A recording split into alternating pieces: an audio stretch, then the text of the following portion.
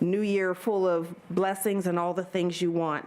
I am retiring at the end of the year. My term as president judge ends, so even if I were on the board, I would not, attending these meetings, I would not be on the board. We will be electing a new president judge, and he or she will determine which judge or judges serve on the board. But I do want to take a moment to thank the board for their hard work during the 5 years that I've served as president judge. It's been a privilege to serve as your president judge. I know the board has worked very hard on many issues.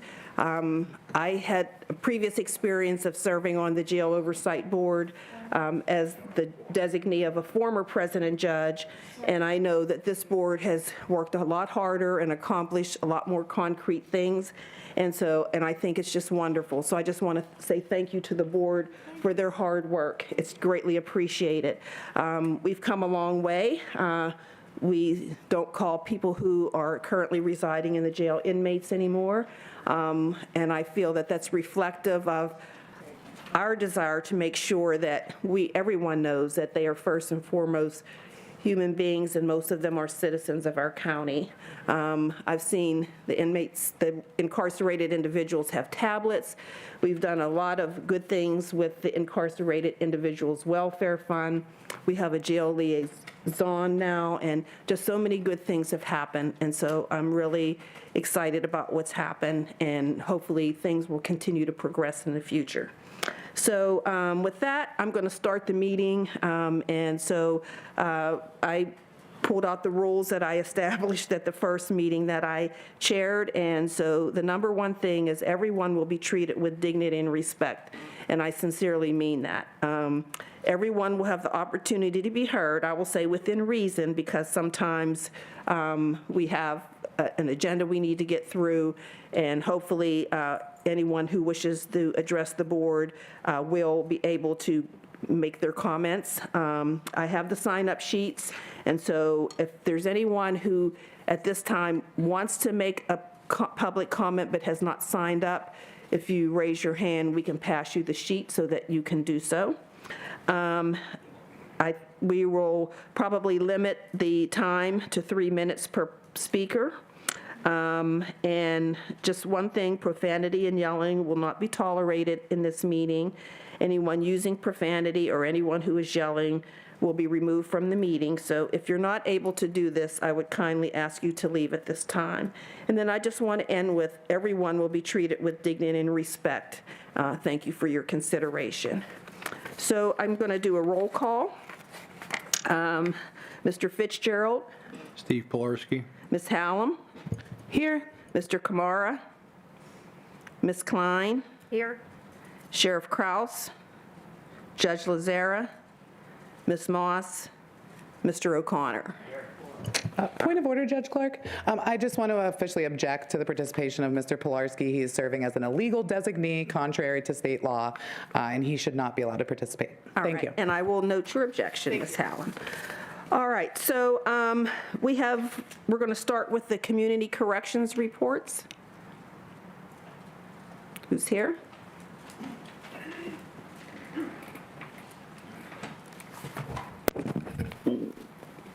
It's okay.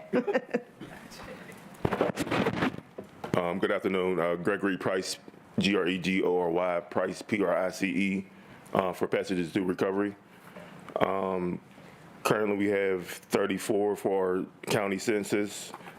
Since this last report, we have 10 successful completions, 3 full-time residents that are employed, and we are still programming. We had a holiday party, speaker jam-ish for World AIDS Day, and we'll do the same thing for Christmas coming up.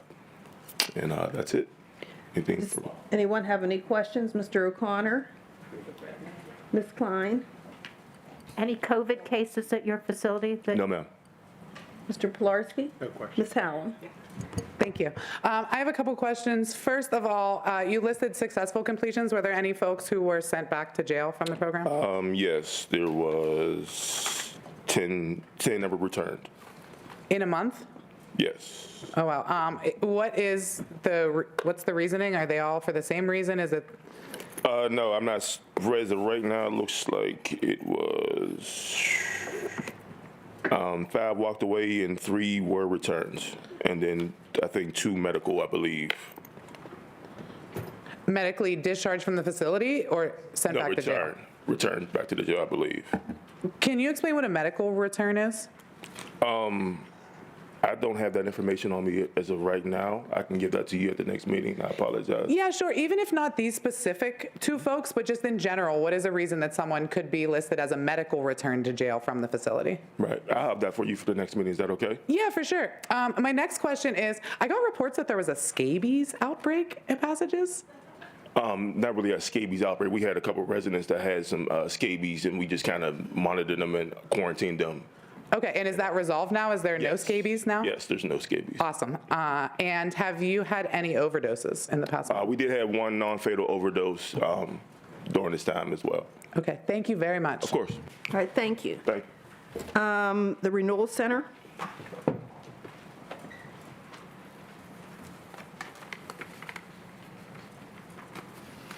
Good afternoon, Adam Zach, ZAK, reporting for the Renewal Center. We currently have, as of today, 89 reentrants in our program, 66 county males in work release, 10 in inpatient, and 8 county females and 5 in inpatient. Our employment rate is currently 72%, an average pay rate of $16.68. Over the last monthly period, that being October 16th through November 15th, we had 54 new clients. We had 33 successful completions. We had 10 walkaways and 17 revocations. On November 3rd, Thanksgiving Day, we had approximately 24 reentrants, volunteer, and complete community service at the annual Pittsburgh Turkey Trot. I have a couple items here from our clinical supervisor, Miss Elena Detour. Peer-led meetings are continuing, that being 12-step meetings, and we are finalizing a working schedule for an outside leader to come in and run 12-step meetings. Those meetings will rotate between our male and female units. Also, we're working with the PIRC. It's an organization called Positive Initiative to Reinforce Change, and the goal of that program is to offer services for the reentrants, which include faith-based services, discipleship, life skills, education, choice awareness training, and one-on-one mentoring. Thank you. Ms. Hallam, do you have any questions? I do have a few, thank you. Thank you for being here, first of Yes. all. My first question is, have you had any overdoses? We had a non-fatal overdose, I believe that was November 5th.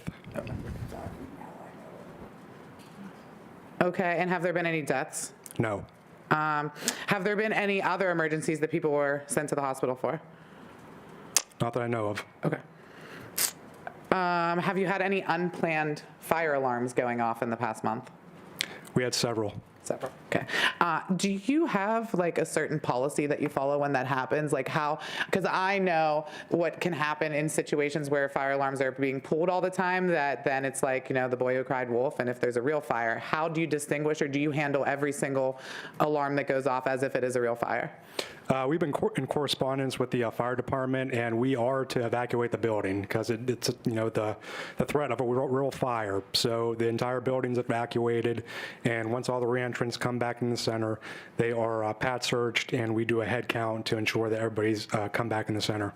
Awesome, thank you. My next question is, specifically, the Justice Department just this week announced, and I think we're going to talk about it later in the context of the jail, but mandating the jail to start providing MOUD for folks with opioid use disorder, to offering it to every single person with opioid use disorder. Is that something that you guys are going to follow? Is that something that you think applies to you, or are you already doing that? Thank you for bringing it to our attention. We'll look into it. Sure, and I have a copy of it, actually, if you want me. I'll email it to you or something like that. Please. Yeah, I can do that. Thanks. And that's all I have, Judge Clark. Thank you. Mr. Pilarski? No questions. Ms. Klein? Nobody, no COVID cases right now. Mr. O'Connor? All right, thank you. Thank you. Electronic monitoring?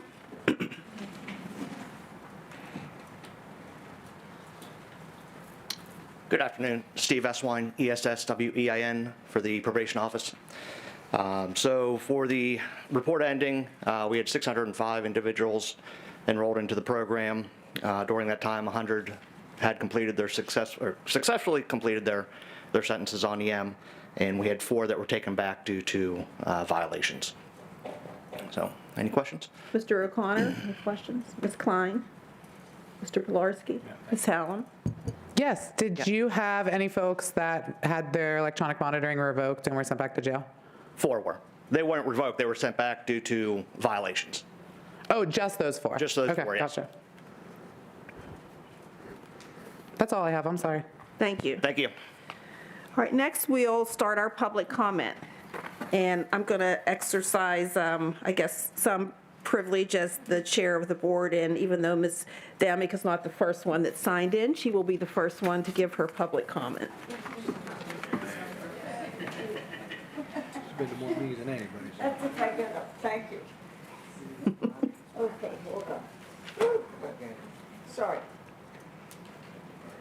Okay, thank you.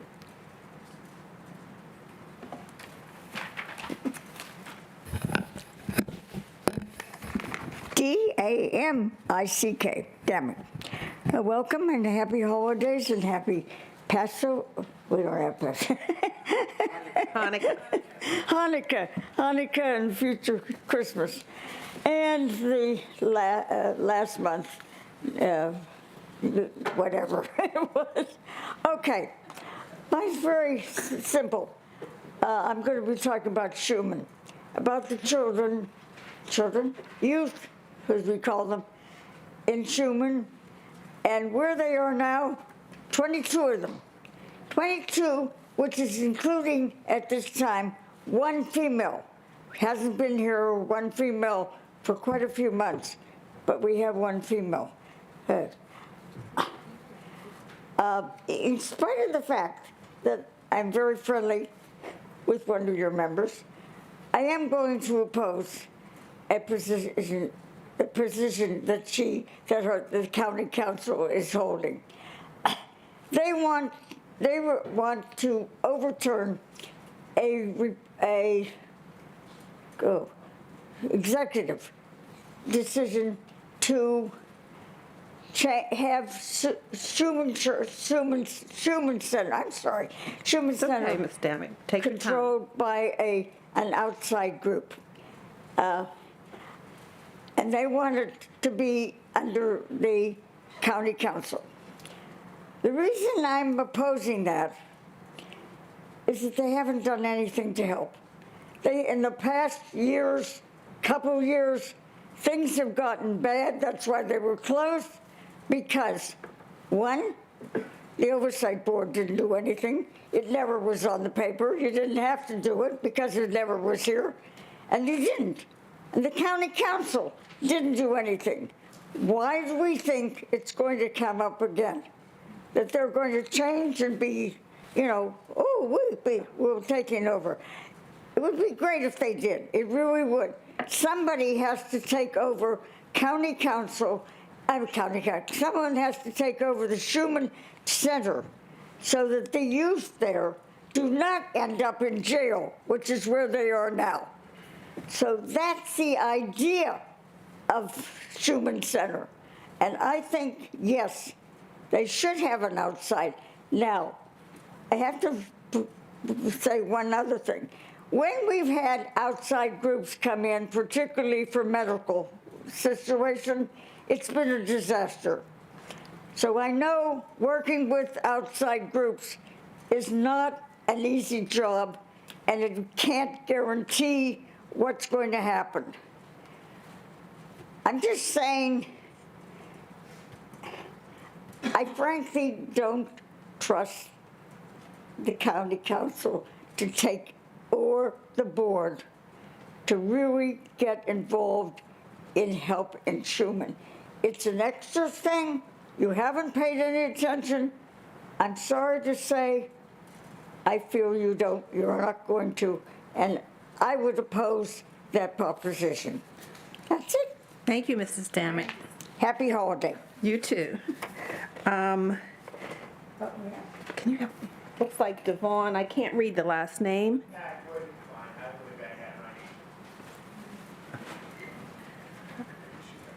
Oh, I skipped, well, that's okay, come on up. I skipped someone, we'll get her, but I apologize.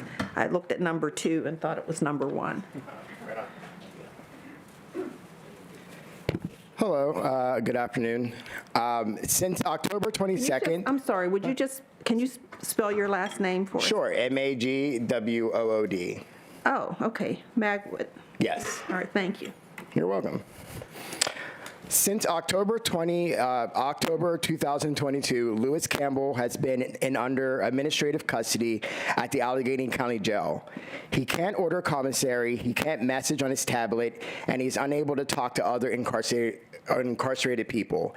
He also can't visit with his family. He has spent over 400 days in the hole alone, and you can imagine what that can do to a person. Mr. Campbell is suffering from severe migraines and has made repeat requests to see a doctor, but he's denied every single time and said he's handed a Tylenol and told to calm down.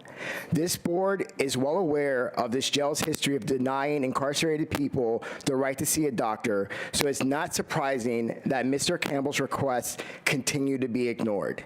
You would think that after multiple settled and pending lawsuits due to medical negligence, the jail would be eager to avoid further lawsuits. The solitary confinement referendum is clear that every incarcerated person must receive 4 hours of out-of-cell time a day, but this is only sometimes happening for Mr. Campbell. Due to staffing issues, there are days where he does not get that legal required time out of his cell. Not only is this inhumane, it's illegal. The Allegheny County Jail is disappearing Lewis Campbell. They will not give him a clear path to ending his administrative custody status. They will not honor his medical request, and they are hoping that no one notices that there's a person who has not seen the general population for over 400 days. It's disturbing that the jail can do this, and they do not communicate with the Jail Oversight Board when they make extreme decisions like this. No one holds them accountable for their harmful practices, and the secrecy around placing someone on administrative custody status should alarm everyone on this board. No one deserves to spend 400 days alone. No one deserves to feel as if they're the only way to make someone care about what's going on is by starving themselves. The Allegheny County Jail is playing a dangerous game with Mr. Campbell at the expense of his physical and mental health.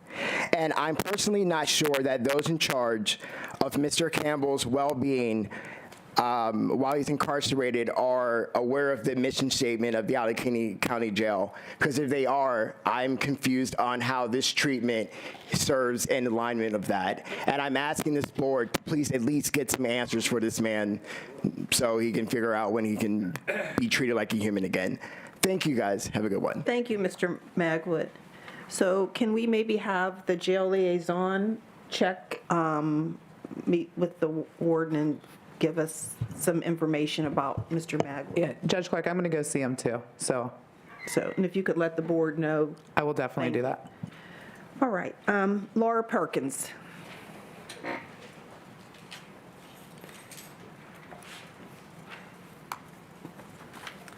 Hello, my name is Laura Perkins, Perkins, and I use she, her pronouns. I just want to start by saying it's really good to see you. The rule of Judge Housey has been really tough for a lot of people here. It seemed like he came with a really combative attitude and really didn't listen. And so I hope that in the future, when we look at the future of this board, we consider hopefully someone that's not Judge Housey, because I think he stopped progress, and I think that's against the mission of the board. But I'd love to talk about my work with reentry. I work at Casa San Jose. We serve the Spanish-speaking community of Pittsburgh. We work with reentry. I go to the jail now. I've been going for 3 months.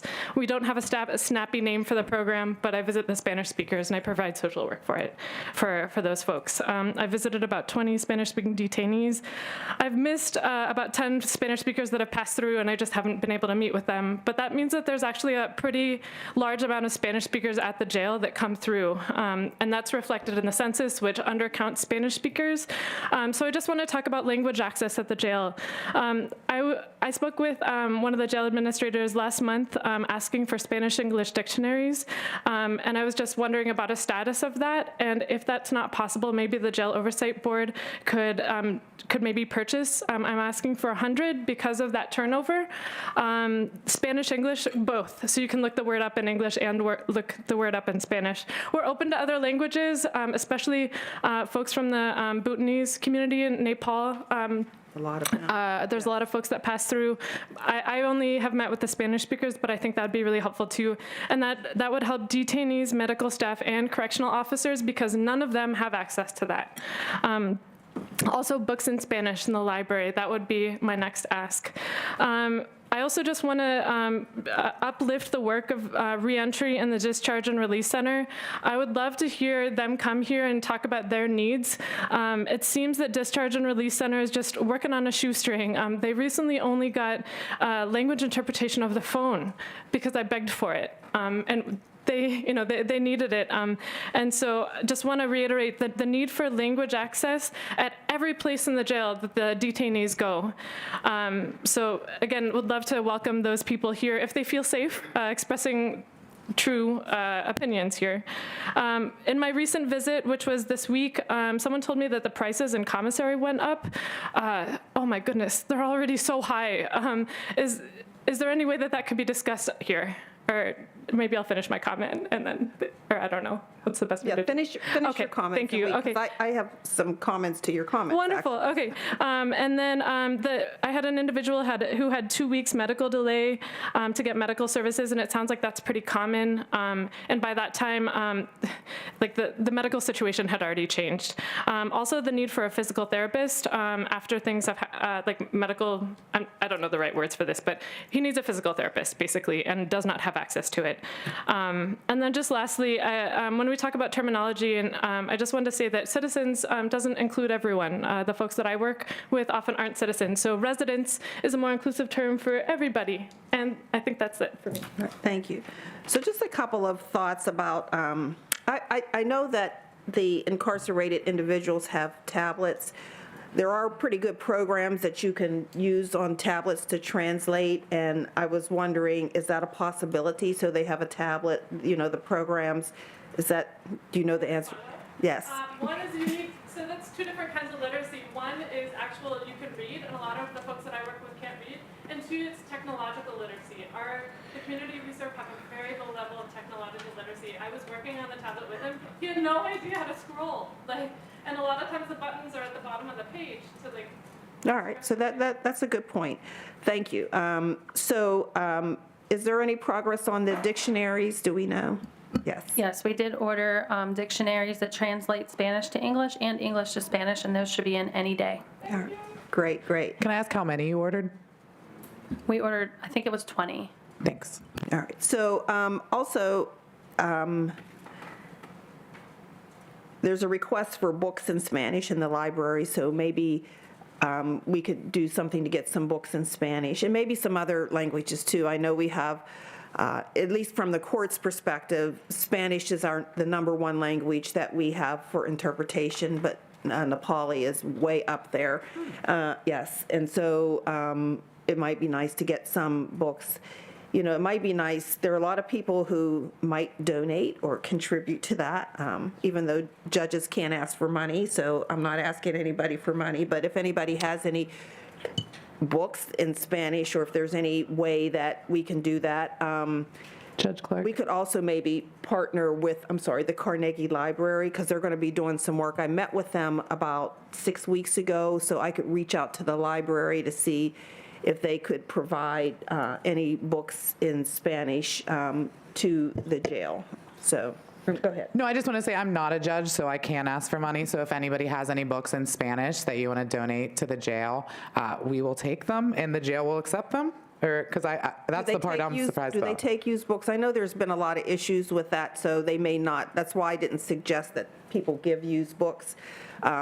We have coordinated book donations in the past. We do it through our chaplaincy department. Our only Okay. requirement is that they are softback, not hardcover or spiral bound. Okay. So we do have plans to do book donations again. We just have been working on some other issues. Great, wonderful, thank you. So if anybody has any softback Spanish books, please donate them to the chaplain's office at the jail. All right, thank you. All right. And it looks like David Maynard.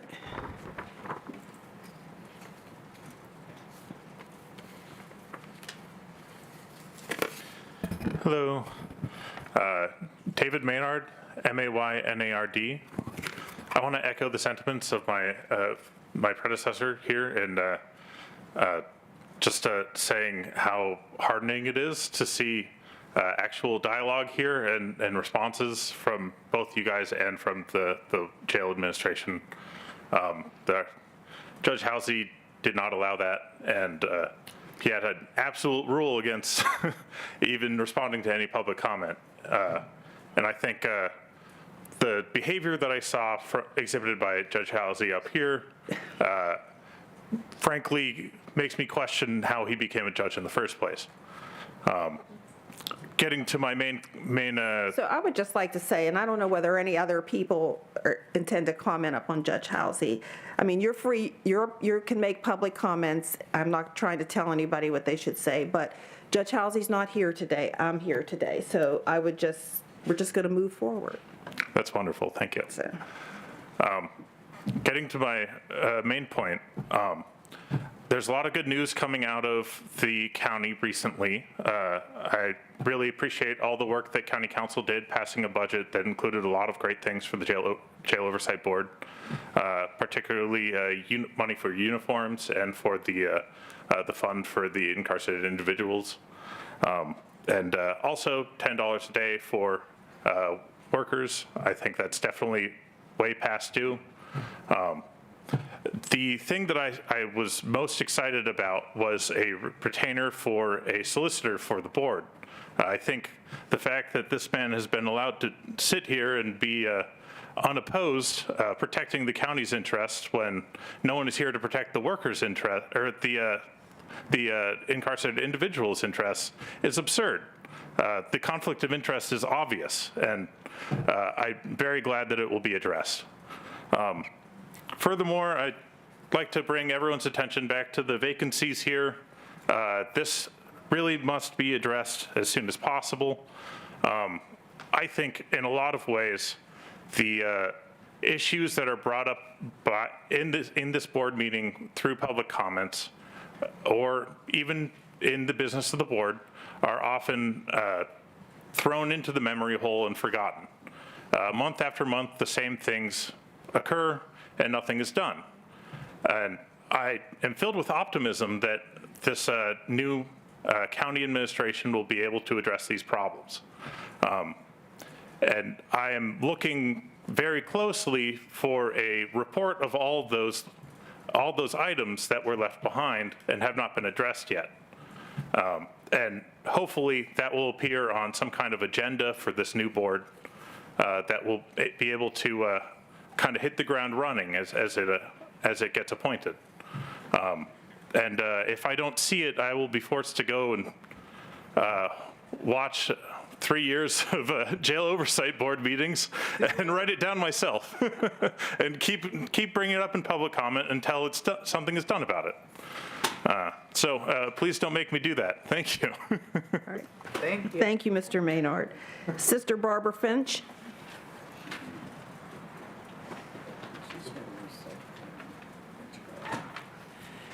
Sister Barbara Finch, F-I-N-C-H.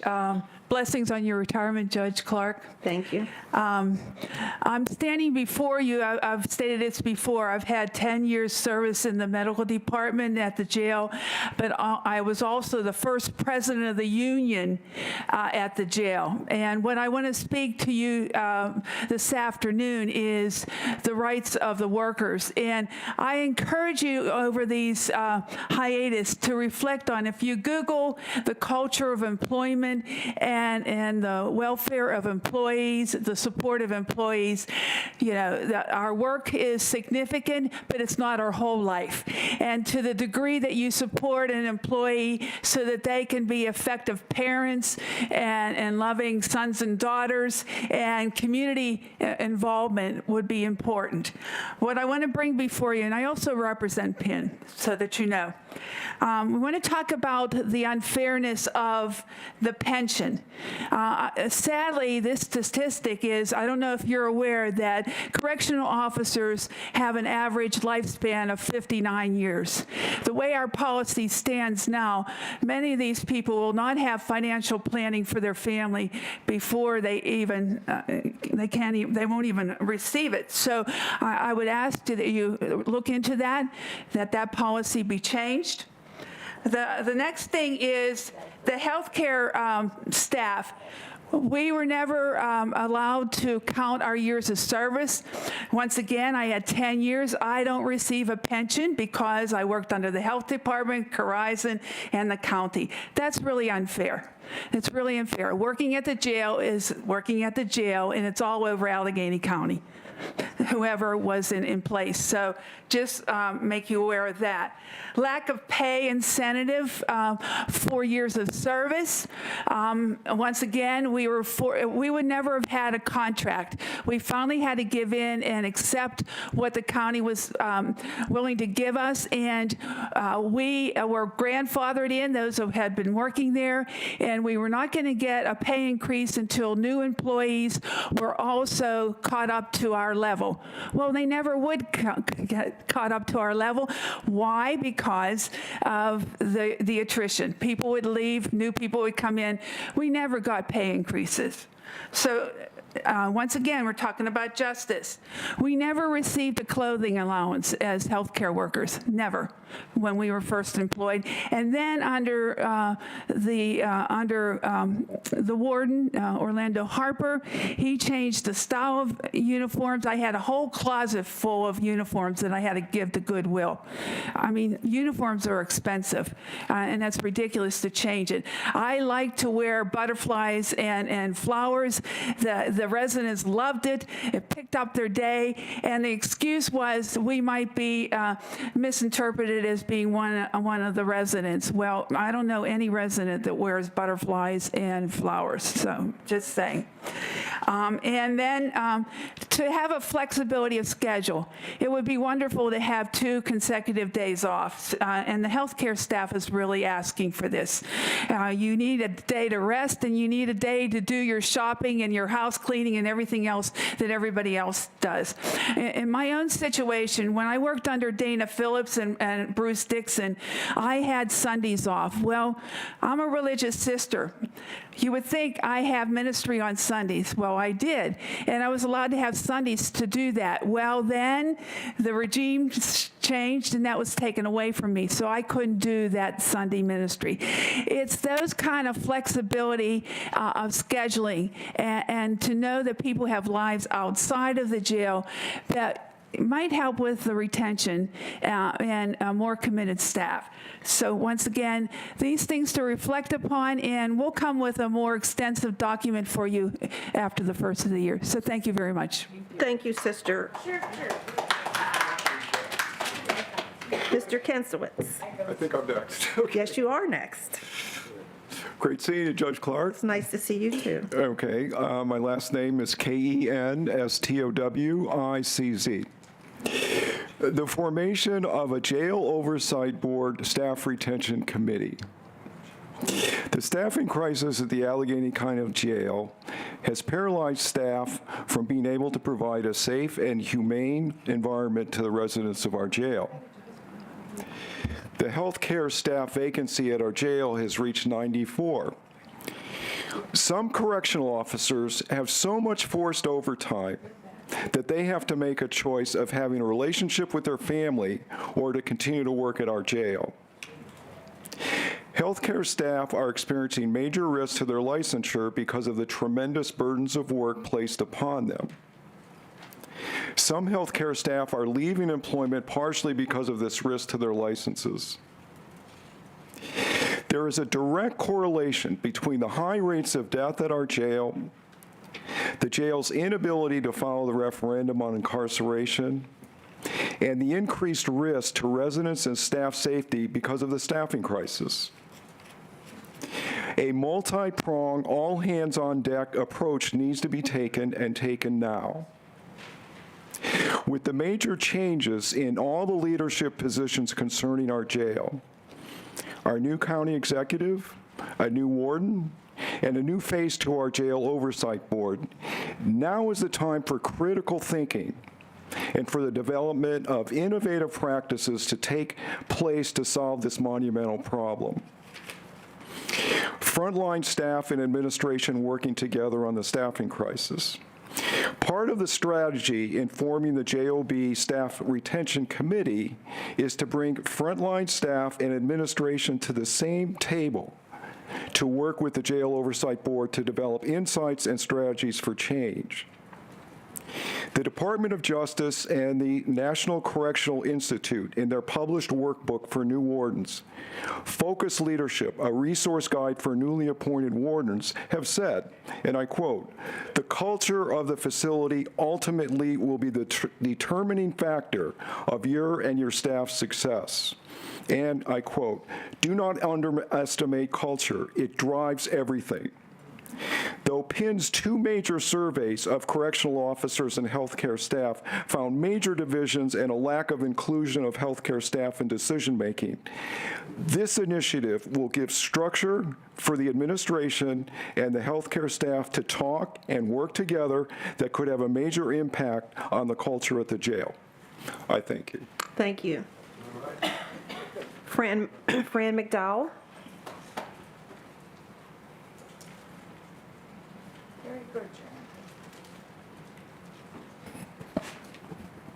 Fran McDowell, McDowell. I am with PIN. Formation of the JOB Retention Committee. For a JOB Staff Retention Committee to be successful, frontline staff and administration will have to be at the same table to give the board a realistic understanding of the working environment at our jail.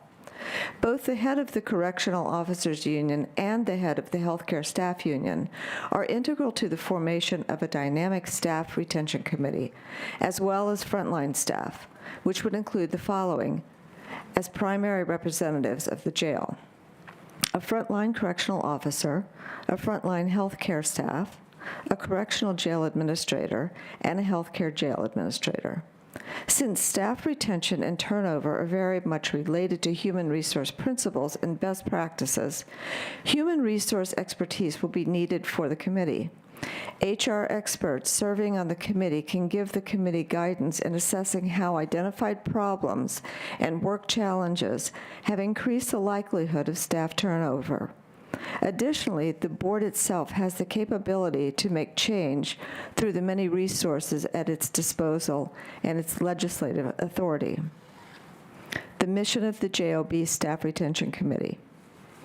The purpose of the committee will be to dramatically increase staff retention, bring jail administration and frontline staff together for a common purpose, and to provide a work environment which will increase recruitment. In essence, the committee will be working toward a renaissance, eventually creating an attractive work environment for jail staff. At this point, the jail staff will find and grow in their sense of purpose in providing a safe environment with quality care for our residents, allowing them to develop professionally in their careers. The tasks of the JOB Committee.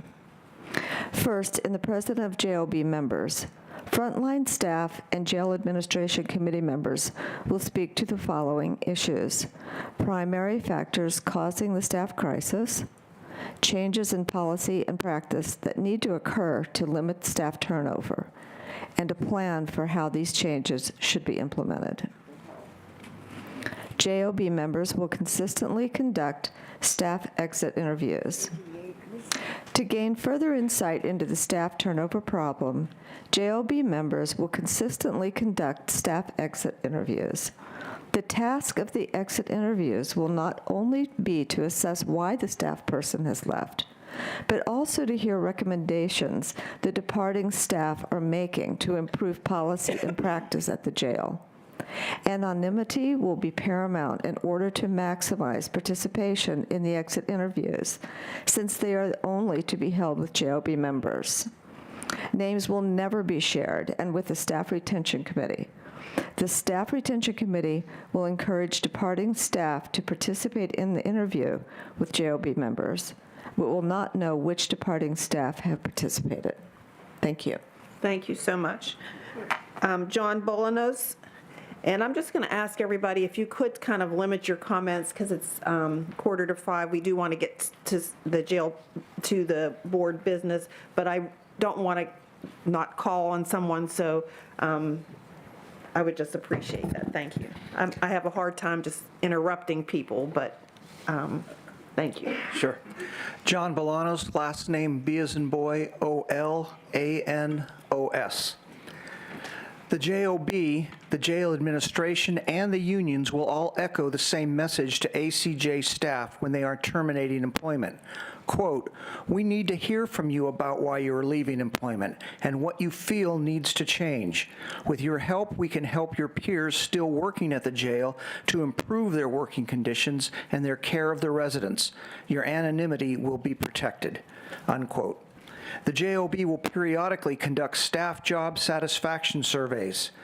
To also increase the board's insight into the staffing crisis and to have direct intervention with frontline staff, the JOB will periodically conduct job satisfaction surveys, similar to the model that Penn developed.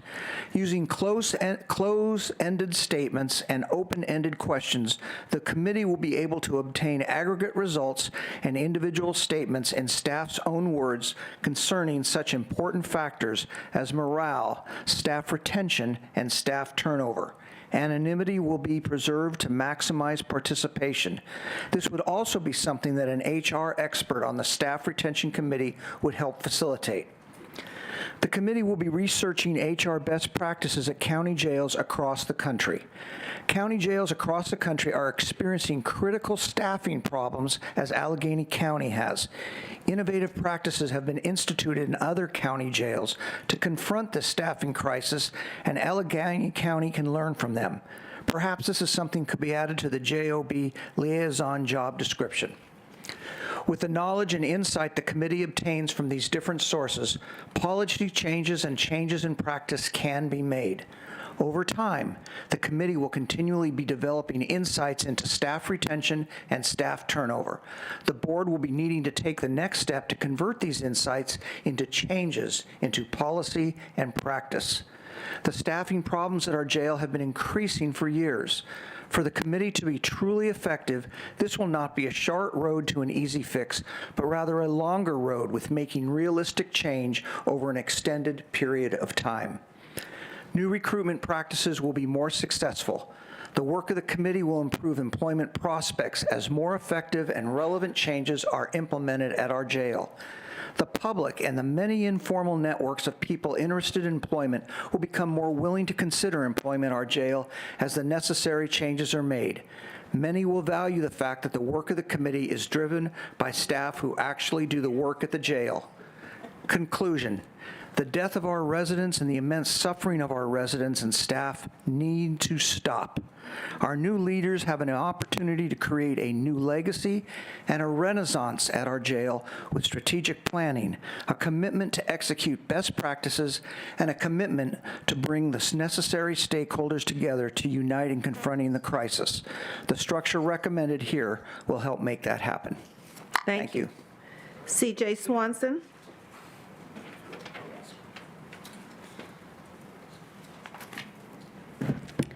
Hello, my name is CJ Swanson, S-W-A-N-S-O-N, and I am a member of PIN. I am here today to talk about the need for individual therapy in the ACJ.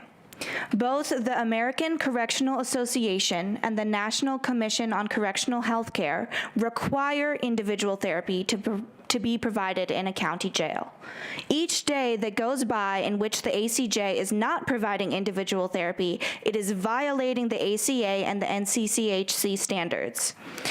In last year's budget, there were 8 positions budgeted for therapists, and yet at this point, none of those positions have been filled. Last year, there was 1 individual therapist working at the jail, but she terminated employment after 6 months. We need individual therapy in our jail because most individuals in the ACJ are in a state of crisis, and it is the jail's responsibility to respond. Many residents have lost their housing, their source of income, and they are disconnected from their families. People know that the ACJ is unsafe. Many individuals are in an escalated state of fear that they will be victimized in jail or they will have a medical condition that will not be treated. Residents are concerned about spending long hours in isolation in their cell. These fears are only reinforced by the lack of care. The people in crisis need an empathetic voice to provide support and guidance so that they can develop a crisis plan. A crisis plan can continue in outpatient and provide support to returning community members. Many residents have experienced serious trauma in their lives, and a therapist can help determine the type of care they need and support them through the traumatic experience of incarceration. Our jail needs to confront the staffing crisis to truly make individual therapy possible and practical. The therapist previously working at the ACJ found that many times she was not providing therapy, but case management because of the many other needs residents had that were not being addressed. Residents not having their basic needs met has resulted in a false perception that individual therapy is not needed.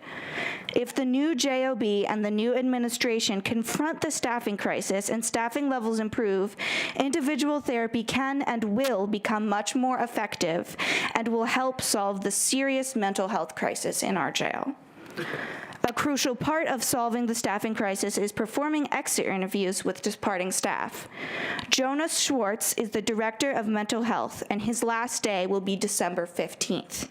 PIN implores you, JOB members, to conduct an exit interview with him so that the necessary mental health support can be brought to our jail, so that our community members, our loved ones, our family members can get the help they need, and so that the conditions in our jail can stop killing people. Thank you. So can we ask the liaison to arrange the exit interview, and board members that want to participate can participate if he wants to if he's willing to do the exit interview, of course.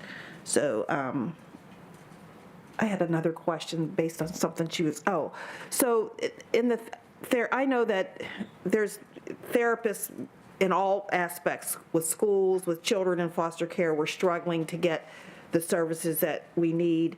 But is the therapy that was done in the jail, is that always done in person? Have there been any efforts to use maybe telehealth or something in the interim to provide mental health services? We actually do use telehealth, and we actually do have a therapist working at the jail right now. He's new, so he's still in training.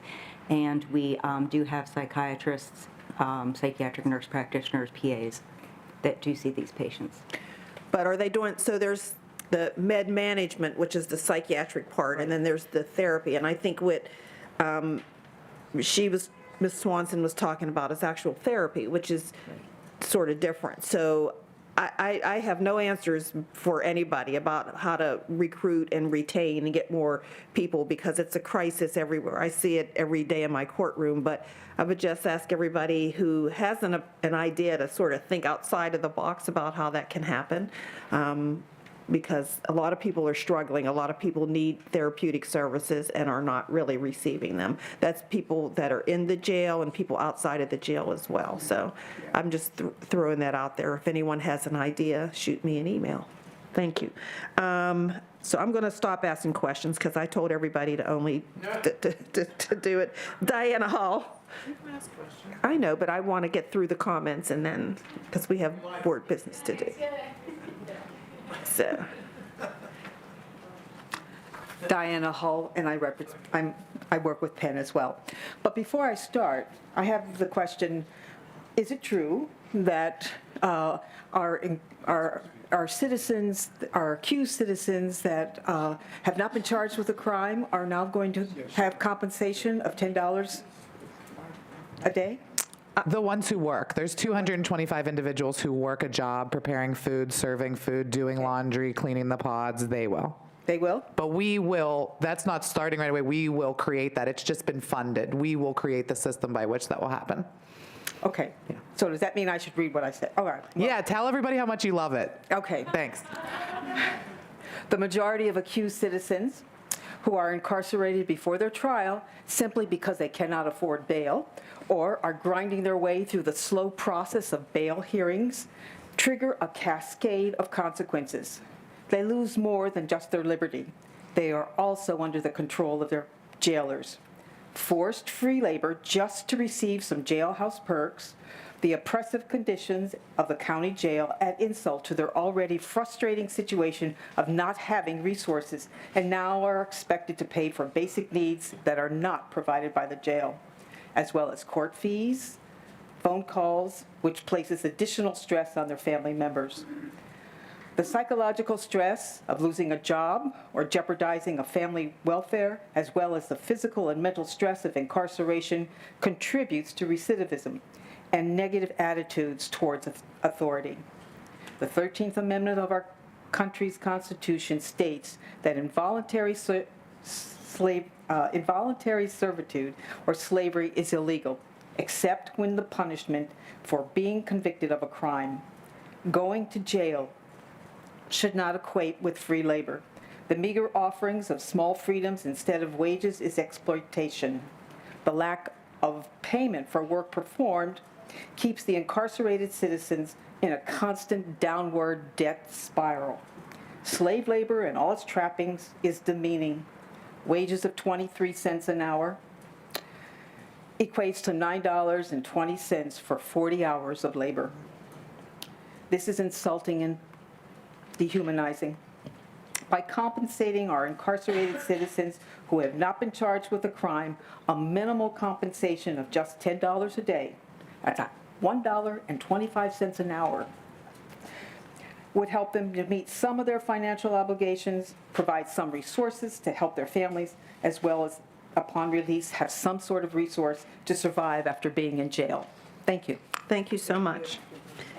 Sharon, is it Bonaroglia? Bonavolia. Oh, it's a V. Okay, thank you. Bonavolia, thank you. Thank you. I couldn't tell if it's V.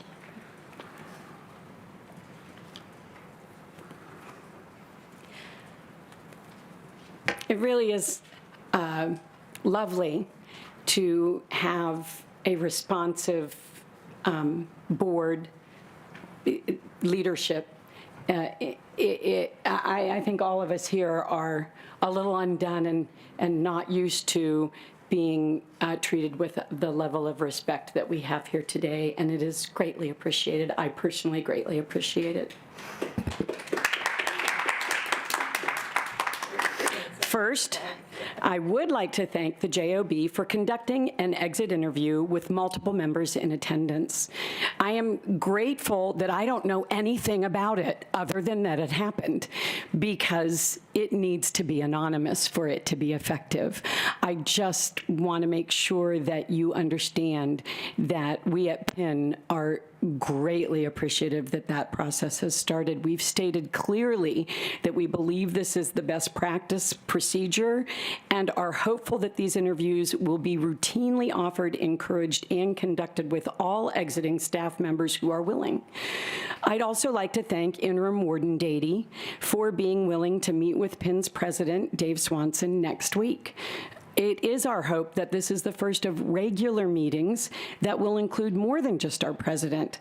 We trust that there will also be meetings with Penn and other member organizations within the APA that will lead to collaborative, creative, and meaningful changes inside the ACJ. Lives are at stake. So, holiday season. It is now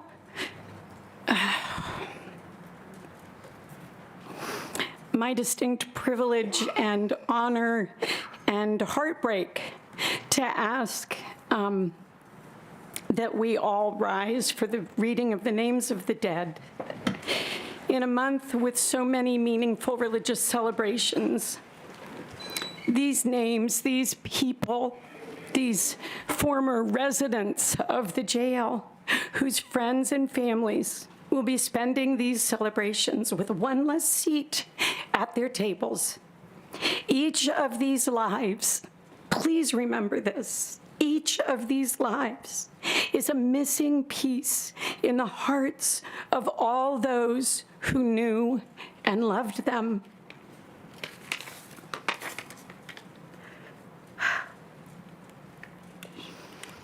Richard Lenhart, Robert Blake, Cody Still, Daniel Pastoric, John Brady, Martin Buchek, Robert Harper, Vinkley Harris, Justin Brady, Paul Allen, Roger Millspaw, Paul Spisak, Gerald Thomas, Jerry Lee Ross, Jr., Victor Joseph Zelenek, Ronald Andrus, Anthony Tolada, William Spencer, James Washington, Damon Leroy Kays, Tim Menino, Douglas Bonomo, Zachary Som, and Nicole Barufi. Thank you.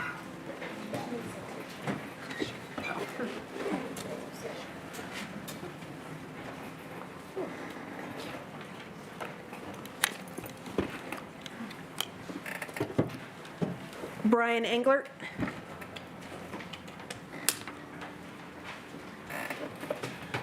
Judge Clark, happy to see you again. Like everybody else said, happy to see you.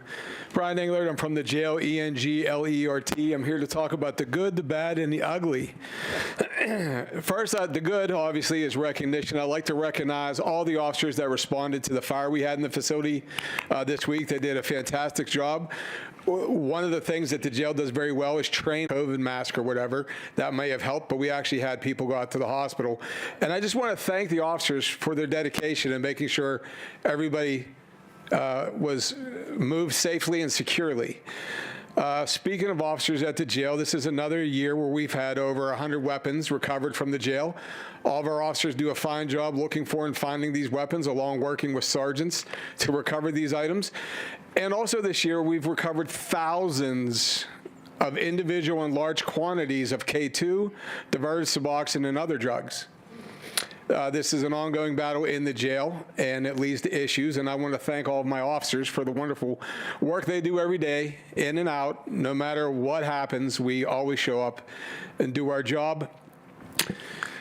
I also, I haven't had a chance to tell these two gentlemen yet, but I did have two people in my housing unit graduate with their GED, so great job. I always support people in my unit looking to better themselves, and great work. When I see you, I'll tell you in person, or hopefully you're out. The bad, tablets. I've brought this up with the jail liaison multiple times, and I kind of feel like I get to run around, but you have a contract governing tablets, and I'm honestly tired of talking about it. If a tablet breaks, they have 10 days to repair it from the date it's turned in. If they don't, it's a $500 a day fine. We have inmates sharing tablets. Who gets fined? The GTL, the contractor. So they have to have at least 1,100 tablets in the jail that are a working condition. And then, so, the union didn't bargain over doing anything with these tablets, but we pass them, we collect them, we write the inmates up when they break them. We didn't bargain over any of this. But we hold up our end of the work. So when I turn in a tablet that's broken, 10 days later, I should get it back. Mm-hmm. Especially since you charge the inmate $350, a broken screen, you could take the iFix, iFix, and have it done for $90. But we're charging the inmates $350 to fix that screen, and we're not getting it back in an hour, 2 hours. We're not getting it back in 2 weeks. And it's created a tablet shortage, and what this has become is the haves and the have-nots. And from an officer's perspective, if I have, if this gentleman right here is by himself in a single cell with a tablet, and now I have a guy coming on the block, well, he might not want to take that person as a cellie because now he's going to have to share that tablet, and that creates animosity. So do they give any explanation for the delay? Like most every communication I send to anybody in administration, I never get an answer, although the jail liaison did respond and said that it's not a one-for-one situation. I agree, but these tablets are not new. At the time this contract was signed, there were supposed to be 2,500 tablets in the building. At the time it was signed 3 years ago, 2,500 tablets. I doubt we have 1,100 working tablets. And this is how they use the law library. This is how they read mail from their family. They talk, communicate, all that stuff. We have a contract. Somebody has got to be able to enforce this contract. Otherwise, why are my officers going through all the trouble of writing down when it was broken, charging the inmate, and turning it in where we're not getting tablets back? That's the bad. And the only reason I'm speaking about it is because it does affect officers. We've had tablets thrown at us. We've had tablets that were returned and they were still broken and they were thrown at us or thrown at the wall. It's also dangerous if they get broken and thrown in the toilet because that battery reacts with water and creates a very bad gas reaction. I had that happen on my unit. That's not good either. And now the ugly. I have been suspended since November 19th, almost 5 weeks after receiving a summary offense in the mail. I was told it's under the jail's code of ethics, and under the jail's code of ethics, it says you will be suspended if you are arrested or knowingly or willingly violate the law. I was not arrested, and I did not knowingly or willingly violate the law. In fact, I didn't even know I was in trouble for about a week. I believe this is retaliation for coming here and speaking about these issues, including inmate issues, and I'll tell you why. We have a major right now working in this building with 2 felony DUI charges. It's been over a year. A felony DUI assault with a vehicle.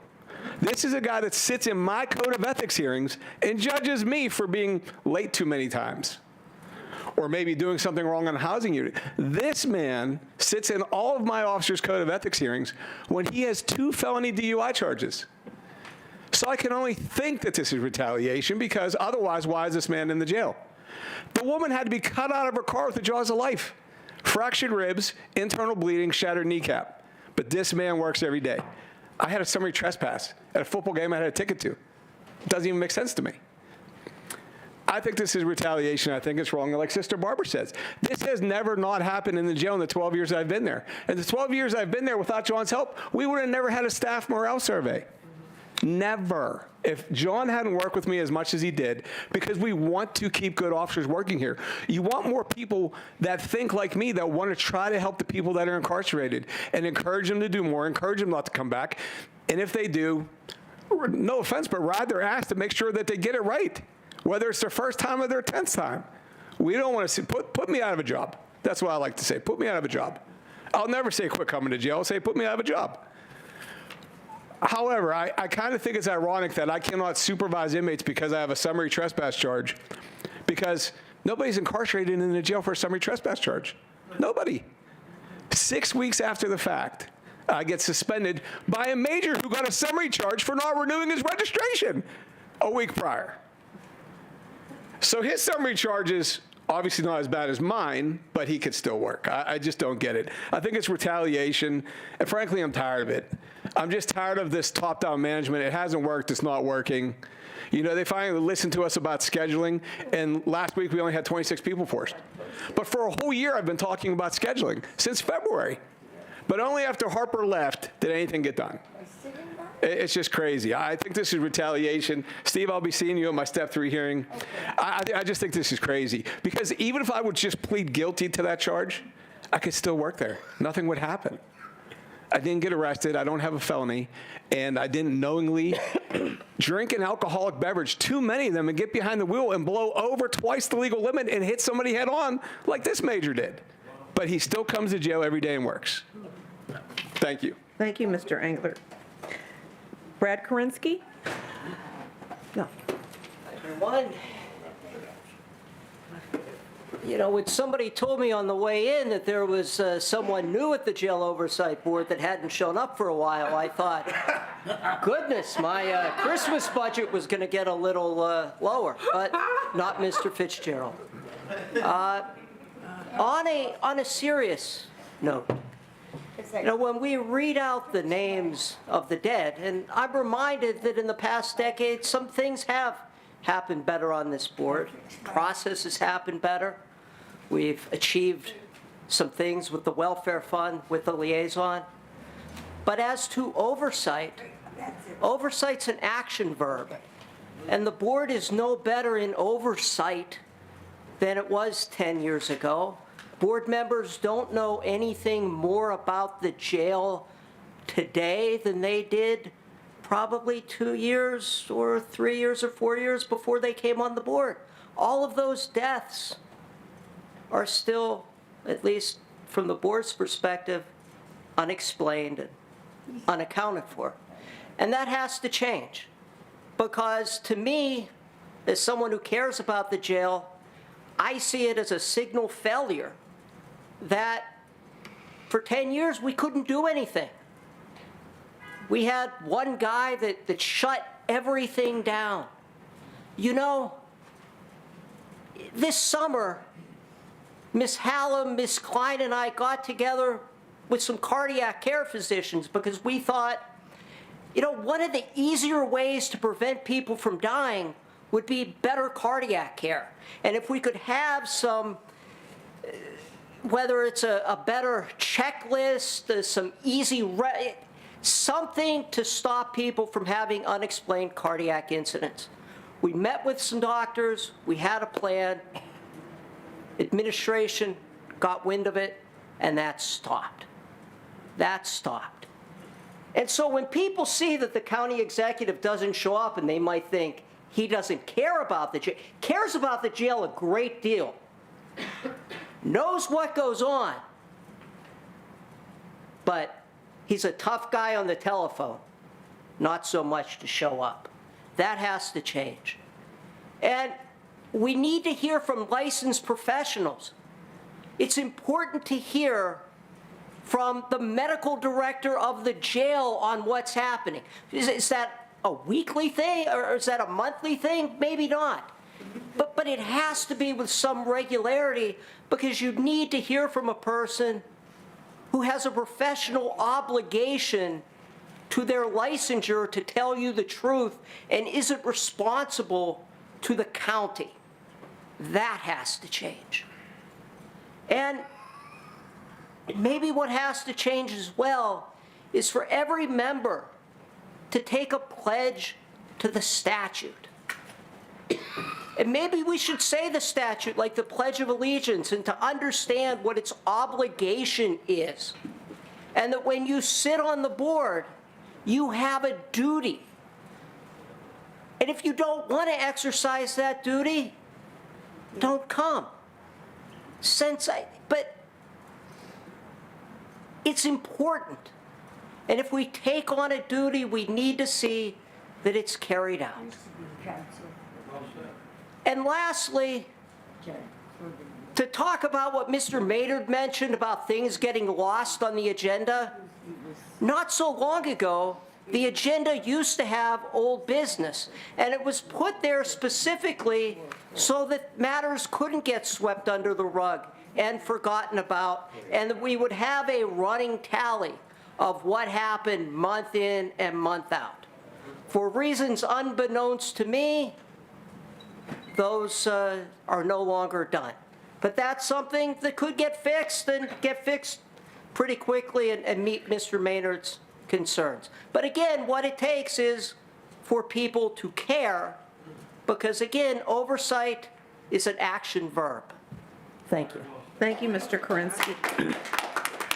So I do have a sort of a recommendation, even though I won't be here, but so I was very moved by the reading of the names of the people that died. And I think that's something that the board should consider doing at every meeting, perhaps at the beginning of the meeting, because it does keep us focused on the business of oversight, the importance of oversight.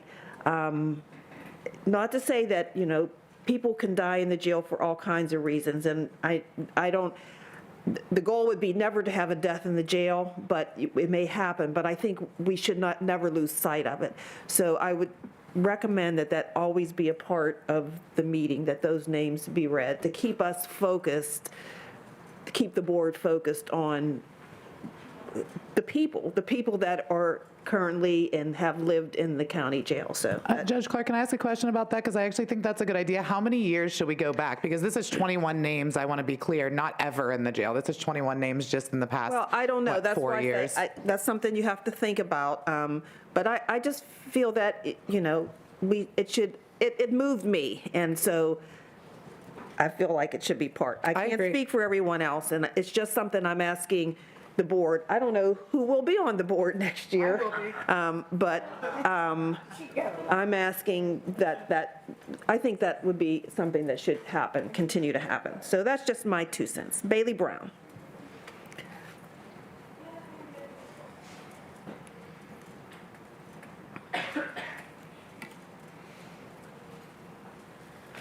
Bailey Brown, B-R-O-W-N, chronically concerned county resident. Judge Clark, I have to echo so many others that it is in fact quite good to see you. Thank you for being here and thank you for showing us respect. That said, it's not as fun to address people who aren't here. Mr. Pilarski, maybe I should have written to you, but you're getting off easy. I'm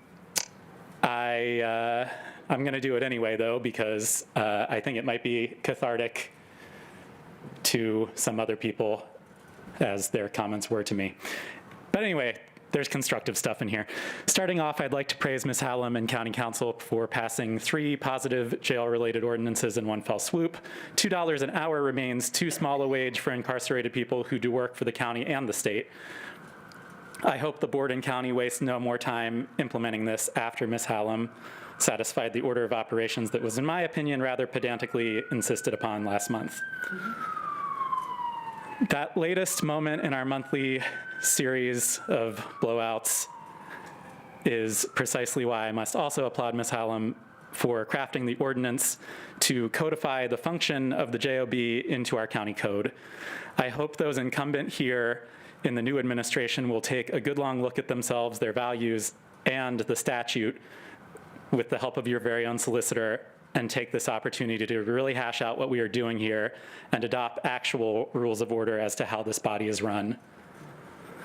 It wouldn't hurt also to reflect this process to the general public at meetings. My hopes are not high after the shenanigans that I've witnessed in my brief time here, but I would love to be proven wrong.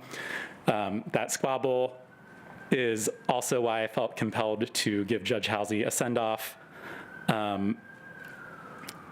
I addressed to him, do thank you sincerely for taking time aside to converse with me as a human being. However, I must tell you directly what I hope you already know, that you have made me, and doubtless many others, very angry very often since taking over for Judge Clark. I found you to be unnecessarily authoritarian from your seat of power as a judge, a power which I don't believe the board has to confer upon the president, judge, or their designee if my plebeian mind can be trusted to interpret the statute.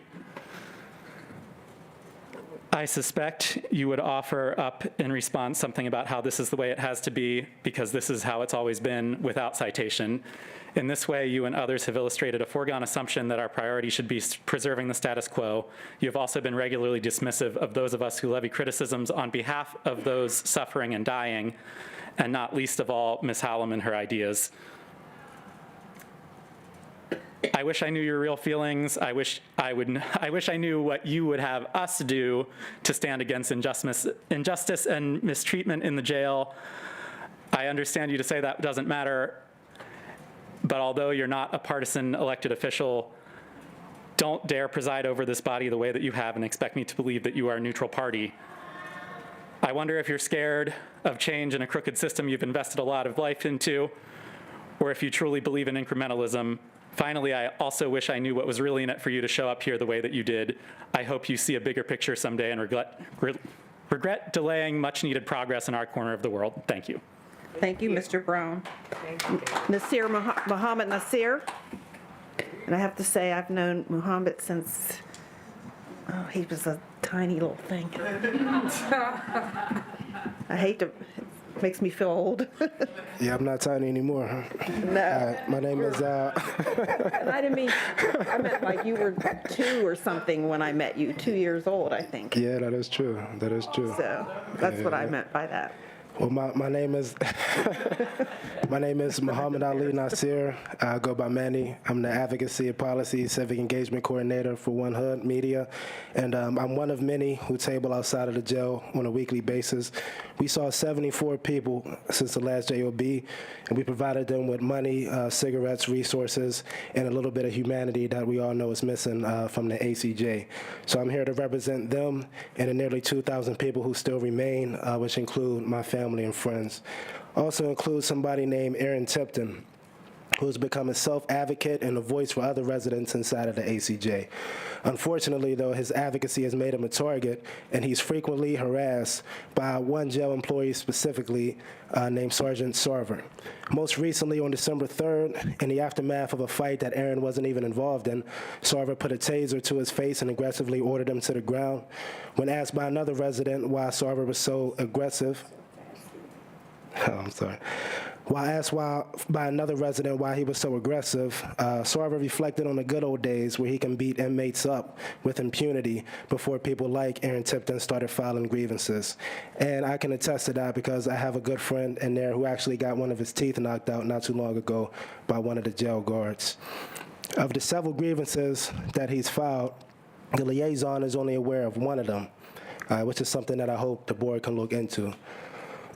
I planned on giving a scathing review to the board and expressing my disappointment in just about everybody except for Ms. Hallam for the lack of progress and activity and really for, I will say, the combativeness that I witnessed everybody express, especially towards Ms. Hallam.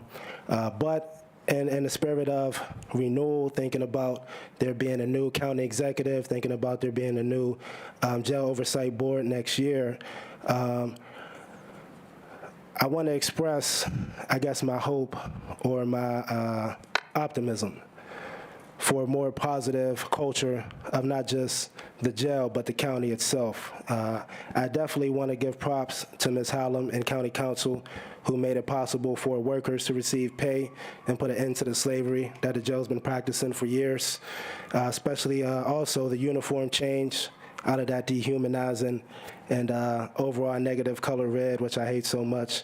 And of course, I am excited to see the county executive, our new county executive doing, their actual job, and showing up and not sending an illegal representative. I do not believe that there can never be a good jail, but I do believe in reducing harm while jails like the ACJ still exist. And I look forward to witnessing a culture shift in the jail, like I said, and the county itself, and I plan to continue to advocate for and support those who remain inside. Thank you. Thank you. Tanisha Long. That's the last one.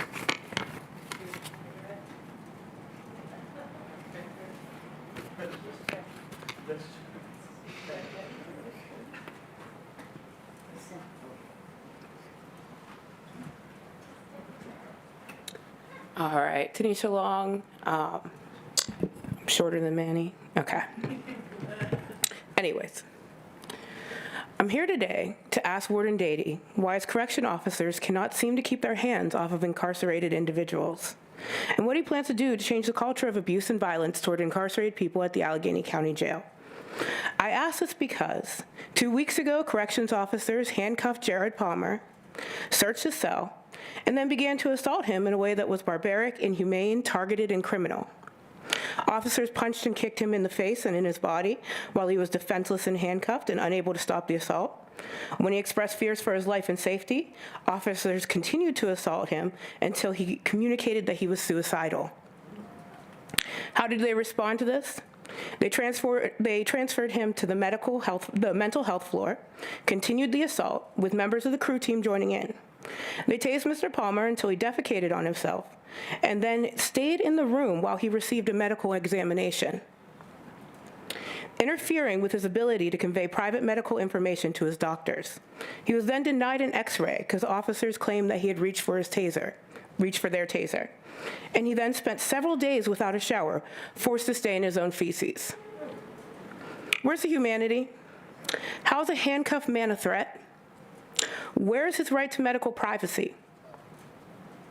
Mr. Palmer didn't eat for days following the assault, afraid the officers would tamper with his food.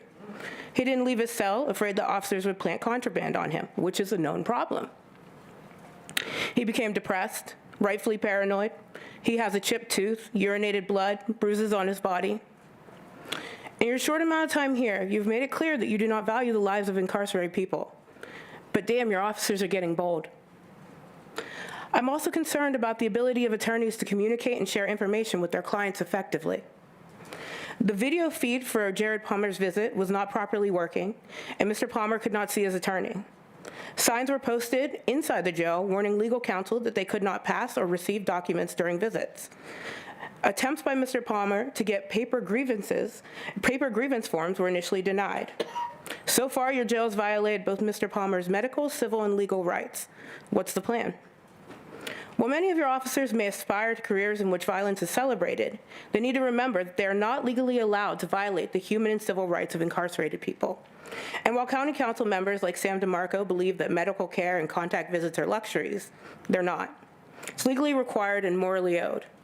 And the reason you're hearing from me instead of from Jared Palmer or Aaron Tipton or Lewis Campbell is because people inside the jail have no way to give public comment to the Jail Oversight Board. So they use us to communicate for them.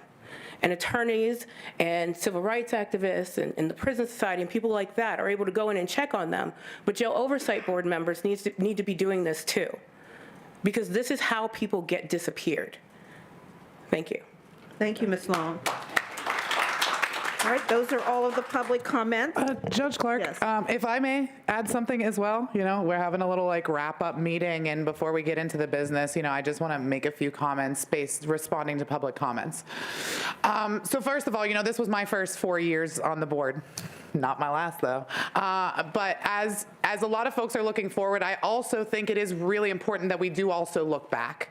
And we do also realize that if we don't learn from the mistakes that have been made on this board, not just in the past 4 years that I've been here, but in the years before that when there was 1 or 2 people sitting in the audience out there, which is where I was sitting, like you, before I was up here, it'll repeat itself and it'll happen again. And so I want us to be very mindful as when we look forward, please also do not forget what we have been through to get to this point, how hard we have had to fight for the few wins that we've gotten, the wins that should have been easy, the wins that our government should have done automatically. It shouldn't be a debate, should we pay workers? It shouldn't be a debate, should kids have a basketball hoop when every single other pod in the entire jail does? It shouldn't be a debate that people don't die. It shouldn't be a debate that people don't get medication, that people can't talk to a mental health worker in privacy. None of that should be a debate. It shouldn't be a debate, do we have to follow the law? It should not be a debate, do these folks sitting up here, the jail administration, have to answer our questions, have to also follow the statute, have to not put off meeting after meeting after meeting for document requests from this board? None of that should be up for debate.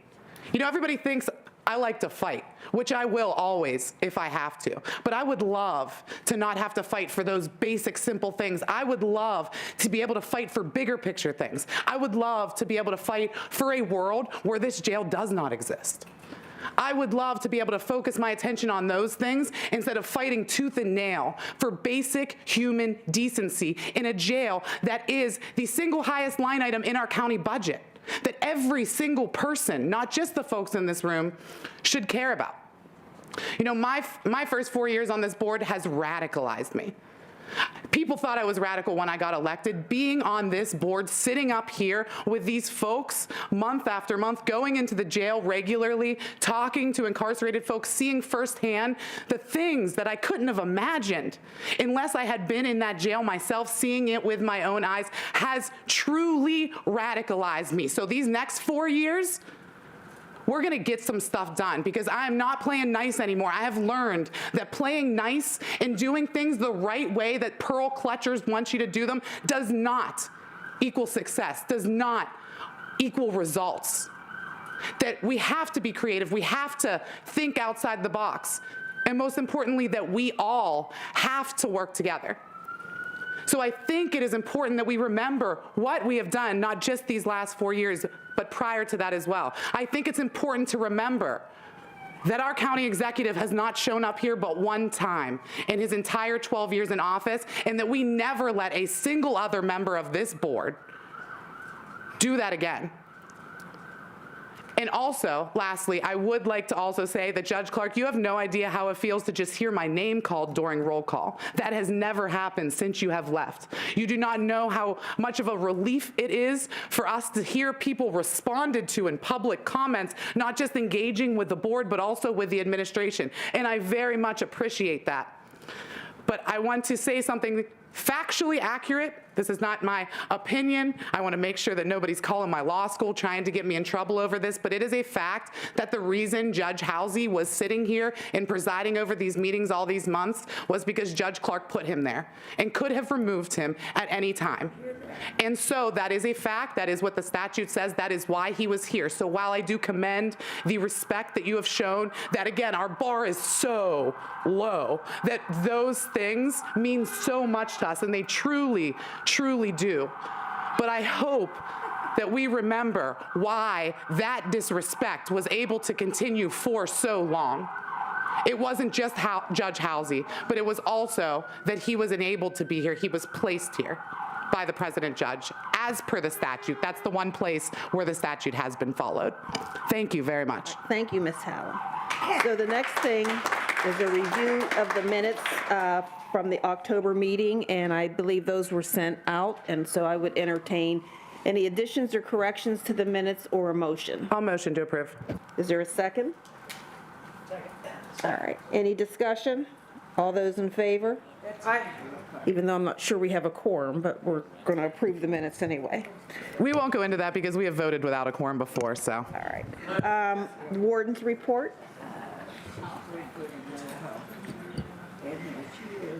Good evening, Your Honor, Board.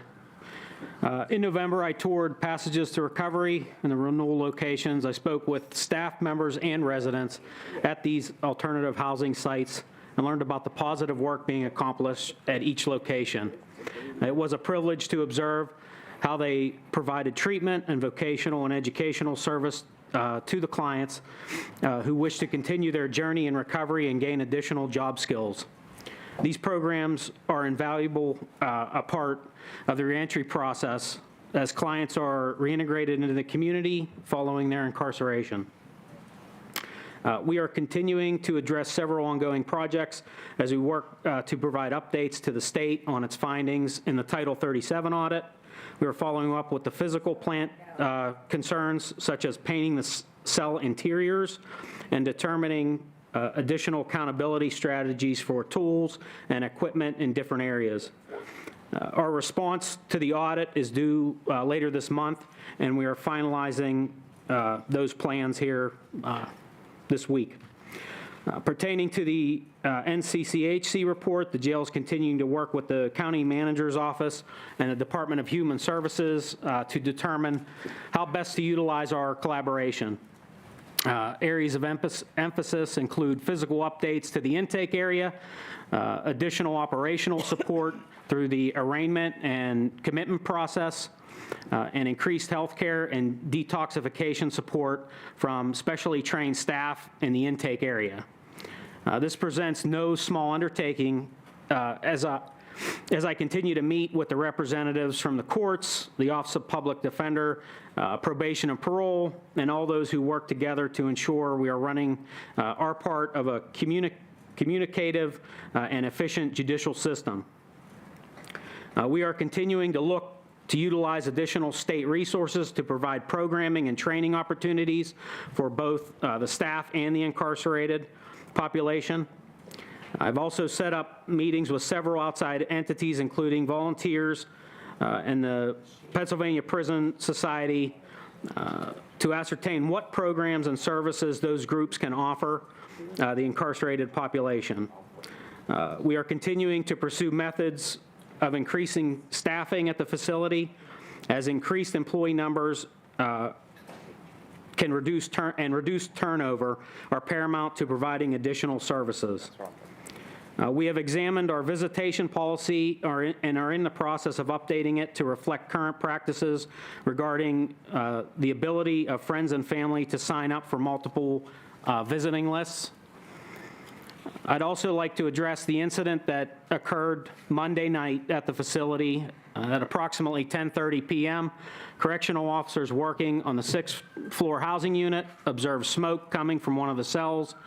While officers were responding, the fire alarm was activated. Although no active fire was observed, the individuals housed on that unit were evacuated from their cells while response was underway and to allow for the clearance of the smoke condition. Pittsburgh Fire responded to the alarm and cleared the pods.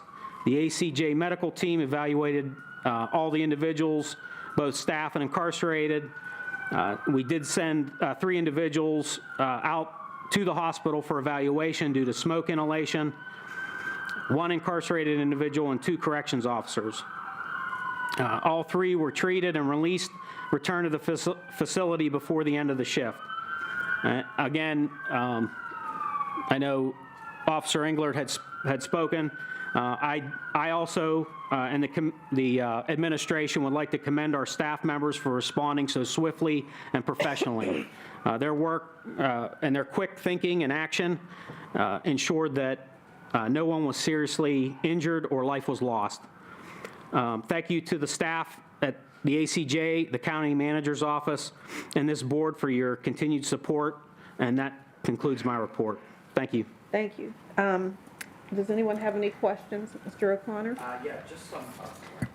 So the updates, I know you had mentioned intake. I know you've been working on that for a while. What specific sort of updates are you guys working on? I know there's changes and flow. Can you just be a little more detailed on that? I was sorry, I had to take a call. I guess just looking at the overall processing down there, also providing, detox support. So we are going to be having Unity come into the intake area, and those folks will come in and help to assess, determine what information can be provided to the courts, maybe to have those individuals be released sooner.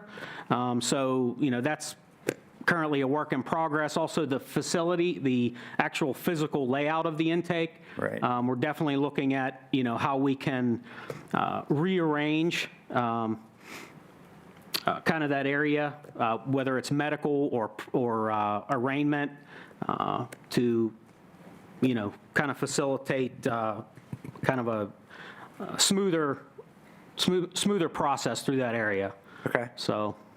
No, thank you for that. And then my only other question would be, I know you also mentioned visitation. I know that we had met about that process, and I know you're moving forward. What sort of timeline update could we have on that, a little detailed on the visitation policies? I know you guys are working on it. I understand that, but. Right. I'm not sure if, maybe we might be able to get it done here by the end of the month. Okay. And then hopefully then that would be updated on the website so that folks will be able to know, how to go about that process. So. Okay. No, that would be great. I mean, as we hear from, speakers and individuals, that's a big thing to update visitation. So those are all my questions. Thanks, Judge. Ms. Klein? Thank you. Can you tell us how many hours of the day there's a detox specialist available in the jail? Eventually, we'll have 24-hour coverage of detox. But again, staffing has been a hurdle for that. I understand, as it is everywhere, but what coverage do you currently have? I don't know the total hours offhand, I'm sorry. Anything else, Ms. Stein? Well, we have daylight coverage all 7 days, and then nighttime coverage a couple days a week. So we're building into 24/7 coverage, but right now it's Monday through Friday daylight, which is 12 hours, and then we're working on a couple night terms currently. So can you just walk us through what happens if someone should have a detox emergency when there is no detox specialist at the jail? Currently, we have substance use recovery nurses that round on these patients at least once a day, every day. We are working toward having them round on these folks twice a day, every day, to do either a COWS score, which determines where their detox is for opiates, or a CEWA score for alcohol, or a CEWA-B for benzodiazepines. And then they medicate them based on those things. So that COWS score oftentimes tells them maybe they need an extra dose of a medication to bring their blood pressure down, or whatever it may be. But we have them rounding on then. Other than that, if they need more medical care than that, those nurses know that they can call our medical provider that we have on, whether it be a nurse practitioner or PA, to have further workup done on them. Mr. Pilarski? No questions, thank you. Ms. Hallam? I do have some. Thank you, Judge Clark. Okay, trying to figure out where to start here. Okay, first of all, when you talked about the facility upgrades, does that include private spaces for medical evaluations and interviews and phone interpretation? Are those all included in the intake?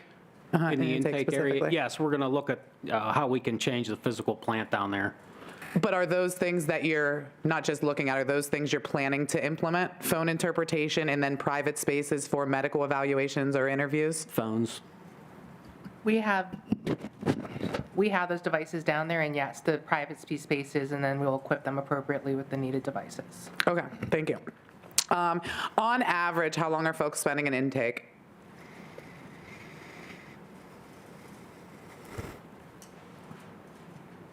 I don't. You talked about intake, so I just figured it was fair game. I don't have that information in front of me. Sorry. Okay. Also, you talked about the unity situation, that they're going to be an intake to assess and determine what info to provide to the courts to try to get folks out. Can you just elaborate on that a little bit? I don't understand, and this is the first. I believe it's through DHS grant that they'll be funded. They came in the other day and toured intake. But my understanding with meeting with DHS and jail staff is that they'll be able to figure out what needs that the individual has, that they can relay more information to the courts so that, again, they can try to, facilitate a quicker release, whatever the case may be. So I think it's to speed up our processing down there. So I am always very hesitant of any working relationship with police or courts. And so specifically, You don't work with the courts, people aren't going to get out, Ms. Howell. No, The courts have to make those decisions. And that's why I'm just hesitant and I'm asking questions and I'm not saying this is horrible. I'm trying to understand. What I'm saying is, though, I do believe having, in particular, the magisterial district judges who are usually there to do the arraignments, would like more information and they would like to have it. So I think it's a good thing for them to have as much information about whatever it is, someone's medical needs, someone's, all of that, so that they can make the most informed decision, because that's not always what's happening. And I think that's the point of trying to get as much information before the court before they make a decision about whether they should be detained or released or about bail. I'm most worried about this being negatively used against them. Are the incarcerated individuals consenting to this information that they're giving these people who are perceived as medical support? Ms. Hallam, giving that information? we're in the preliminary stages of this. It's gonna be like a pre-arraignment diversion where individuals will be assessed for what their needs are and what their risks of incarceration are upon arrival to the jail. Those risks and needs will be presented to the magistrates. But this is a grant we just found out about. We're in the 6-month planning stage of this that just began last month. Okay, so nothing will be happening with Unity doing services in the jail for at least 6 months? No, okay, so Unity is doing something separate with us as it relates to Suboxone induction, and they will be utilizing peer support specialists to help bridge people as they're released from jail so that they can continue to receive their Suboxone post-release. So they are helping us with those efforts. Okay, so they're mainly supporting like MOUD? Yes, ma'am. Okay, so then what is the thing about the assessment and the determination? Because that was said that was Unity. It's two different initiatives that are going on simultaneously. Okay, and who is doing the other one, the one with the courts? The pre-arraignment diversion will be a jail team that will be identified and hired to do those assessments. Okay, thank you. That was not how it was presented, so I was just confused, but thank you very much. Okay. My next question, Warden, is specifically about some document requests. This is kind of two parts. So I know that it feels like in my head, right, every single meeting that I come here and I ask for the same things over and over again. Over the past couple months, I've also been in writing, emailing, requesting for certain documents as well, which I have been denied time after time after time after time, and told the only way I can see any documents is if I come down to the jail at an arranged time to come and view those documents. First of all, I am so thankful to Callie and Jonathan from ACPP Research Hub at CASI, because they literally went through months of Jail Oversight Board meetings to compile me a list of the things that I keep asking for over and over again. And since these weren't all requests for you, but for the people that work for you as well, I think it's important that we talk about even just the things from last month's meeting that I asked for and never received. This is a pattern of saying, I'll look into it, I'll get back to you. So know that when you say those words to me, I cannot take your word for it, because I get told that every single meeting. These meetings would not go past 6 o'clock, Judge Clark, like you asked, ever, if I didn't have to repeat myself. Just like I would like to not have to fight, I would also love to not have to repeat myself. So I am going to, first start off with the document request that I have been communicating to you via email, and ask you if you have ever read the Jail Oversight Board statute that governs this body. I have not read the whole statute, no. Okay, so it's super short. It's literally 1 page. I have it right here for you. I don't know, can you give this to him just so he has it in front of him, because I want to specifically, thank you so much. I want to specifically, I highlighted something for you because this is the pertinent information. It says the books, papers, and records of the prison, including but not limited to the papers and records of the warden and those relating to incarcerated individuals, shall, now the next part, at all times be available for inspection by the board. Yes, be available, which they are available, and right now I want them. You are welcome to schedule and come down. No, at all times. I would like them right now. Well, I think the operative words, as I read it, are for inspection, and the reason is that... At all times. Well, you could go to the jail now, and he would let you look at... But I don't want them in 10 minutes when I get down to jail. I want them right now. Well, I don't believe that that's really practical or feasible. It is when I've been requesting them for months in writing. I have asked for them, and I have been told I have to come to the jail, which, by the way, I'm not allowed to bring any sort of electronic device to take notes on. I'm not allowed to bring anything like that into the jail, so I'm very restricted when I come into the jail. how I am allowed to document and take notes on those things. I have to do a paper and pen. You ever look at my handwriting? I can't read the stuff I write down, all right? I need to be able to study these documents and spend time with them at all times. I do believe that there's a reason it says for inspection. It doesn't say that the board is to be provided copies or to be able to take copies out of the jail. I mean, there are many other entities that have similar statutes. For example, sometimes lawyers in a criminal case want a CYF record that's related to the case, and they're entitled to view the record. CYF typically drops the volumes of boxes off in the judge's chambers. I call the lawyers, and they can take whatever time they need to sit in my office or in my conference room looking at them, but they're available for inspection, and that's what it says. At all times? Well, at all times, yes. So if you go to the jail, that doesn't mean that you're going to get it within 2 seconds. It does. No, it doesn't. I disagree. And how am I supposed to take notes and study those documents? Well, that's something I think that we could talk about whether you're entitled to take notes. That's a separate issue. I will be filing suit on this issue specifically, so I guess we'll leave it up to a judge to decide what at all times means, because to me that does not seem at all ambiguous. It seems very clear that at all times means this is a time. And inspection doesn't seem ambiguous to me either. No, I agree. I will inspect them on my computer, laying in my bed if I want to. No. Next, I would like to go through the list of, again, all of these things that even just in the last meeting, because I don't want to spend everybody's time repeating things from back to May, which is what these folks did for us. So at the last meeting, Warren Beatty, I asked, who tells the jail how much to charge incarcerated individuals if they break a tablet? I was told the communication company, GTL, and we will look into how much they charge. Did we get that answer? How much? Thanks. Actually, Brian Engler taught me that earlier, so thank you to him for that. The next thing was, Warden Beatty, is it the jail policy to not make legal photocopies for incarcerated individuals if requested, even if it was not for free? And I was told we will look into that. Was that looked into? Legal copies. The caseworkers provide legal documentation that's provided from the court to incarcerated individuals. Yes, any legal mail that comes in, they receive a hard copy of.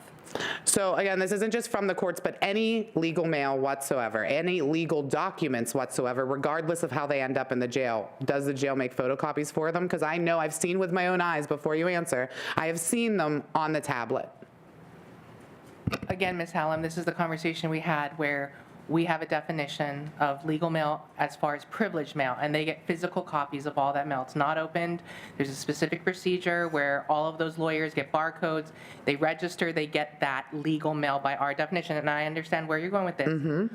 If it comes in through another mechanism, that is not to us legal mail or privileged mail, so it will be scanned onto the computer. If it is something from the courts or some other mechanism where they need to sign it, there is a procedure with the court, the clerk of courts, so that they get those physical copies that need to be completed and returned. If there are other documents or forms that they need, they reach out to the caseworkers, which they will make copies of, or they will make the forms available to them so they can complete it and filed with the courts.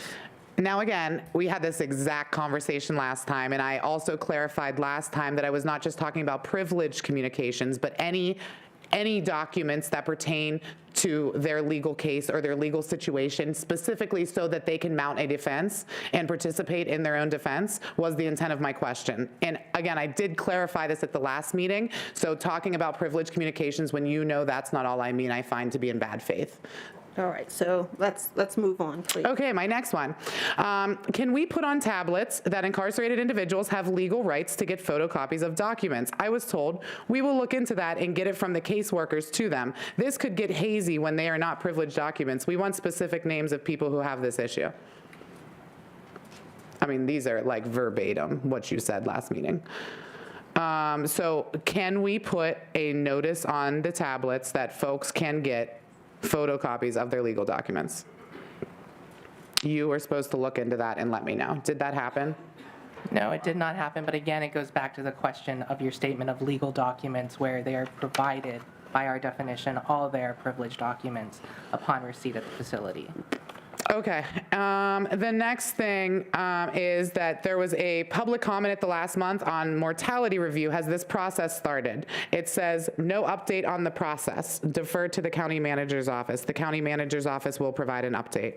Has the jail received an update, or is the county manager's office providing an update about the mortality review and whether it started? You have to talk to the county manager. I have no update. I mean, Mr. Pilarski. Anyways. Yins will all be gone. Anyways, what increased the number of people in mental health tier 4 and people waiting for psych calls? I was told I will look into it. Do we have an answer to that this month? The levels of tier 4 and tier 5 fluctuate. A lot of that depends on the time of year. Obviously, during the holidays, people become more depressed, and a lot of times their mental health issues increase. So generally, this time of year, with the change in circadian rhythm and the decrease in sunlight, and all of those things combined, you see an increase. So there are certain times of the year that you expect to see an increase in these numbers. So the answer is the weather? Well, so the holidays, the weather, this time of year, there are those things that generally you expect to see an increase in the number of people having mental health crises. Okay. My next question was, again, can we get a trained librarian position available at the jail? And wait, this is my favorite. I got a circular non-answer to that question. Do we have an update on that from last month? The same answer stands, Ms. Hallam. It was not. Circular non-answer? All right, let's be respectful. Judge Clark, I am being very respectful. No, you're not being respectful. I am not getting answers to my questions. Well, but you're not being respectful either. And so you can be frustrated because you don't get an answer to your question, but you need to be respectful. I read the rules at the beginning of the meeting, and everyone is to be treated with dignity and respect. I have not, you said things that I don't particularly care for, like I have not stopped you, I have not interrupted you. All I ask is that you be respectful of the people that are in this room. Is it my tone, Judge Clark? If you can tell me specifically, because I'm just reading questions. It's your tone and it's your comments. It's your comments. It's not being respectful. Okay, I will proceed with a better tone. From, again, last month's meeting. How are we allowed to keep people in jail after the court says they should be released? Isn't that illegal detainment? This question was in reference to people being in the red and still being detained within the jail. I was told that we need individual cases and we'll follow up on a general answer. Do we have a general answer on that? We looked into the two cases that I asked you after the meeting, provided those names. We also met with the jail liaison on those two individuals. One was 3 days, one was 5 days. Neither were 13 days as was claimed.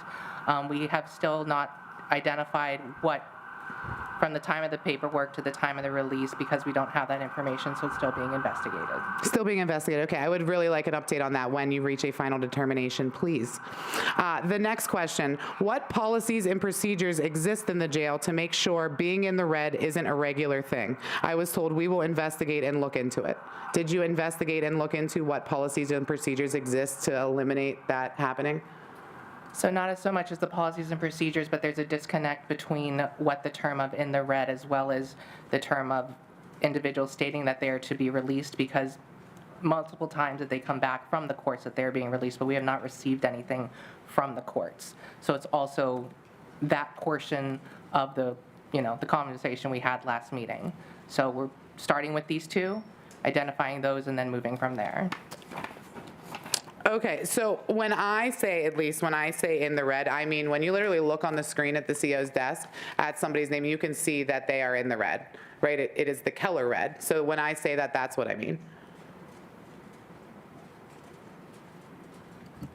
There are a lot of variables that go into someone's release. So they could go to court, and then, it can take sometimes a day or two for the jail, or longer for the jail to get an order. And we follow up with the courts on those whenever that occurs.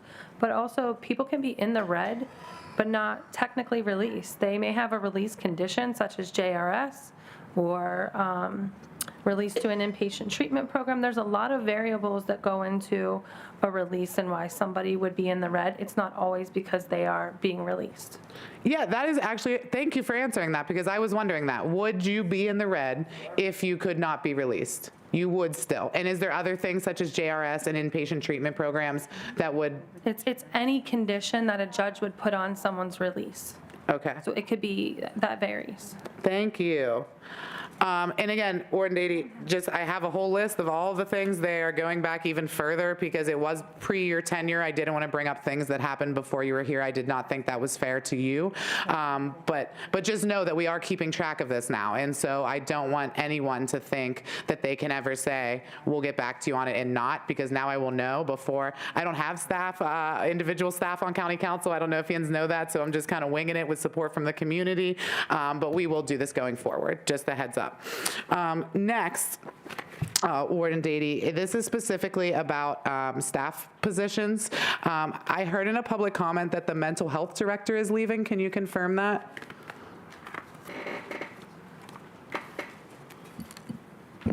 Yes. Okay.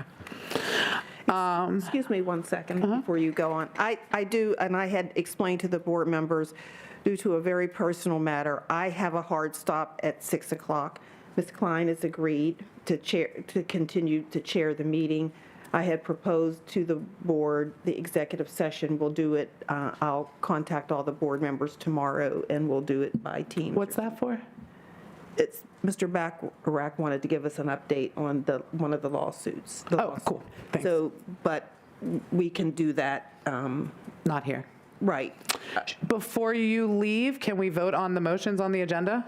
Can we take a pause from the questions and vote on the motions then, please? Sure, we can do that. Okay, thank you very much. Do you want me to? So there are, as I see it, there are two motions. There's, I think Controller O'Connor is polling his.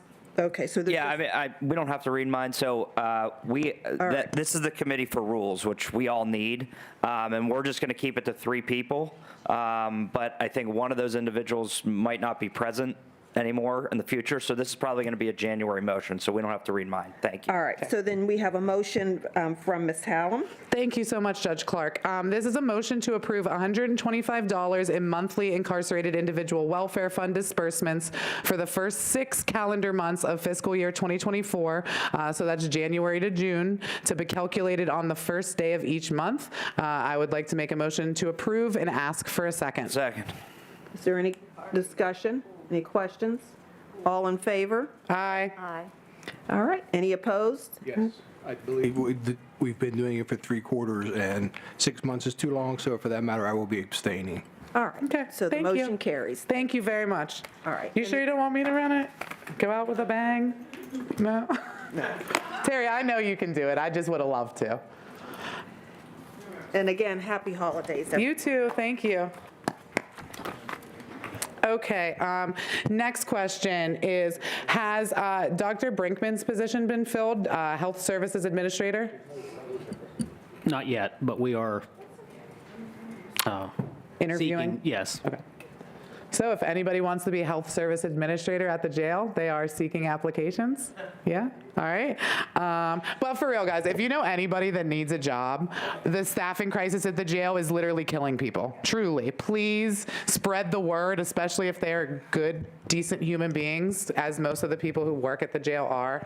I know there's a lot of open positions.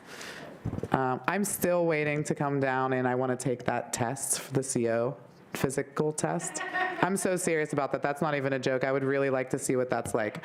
Have any other high-ranking jail employees or administrators left recently or are leaving soon, in addition to the ones we talked about?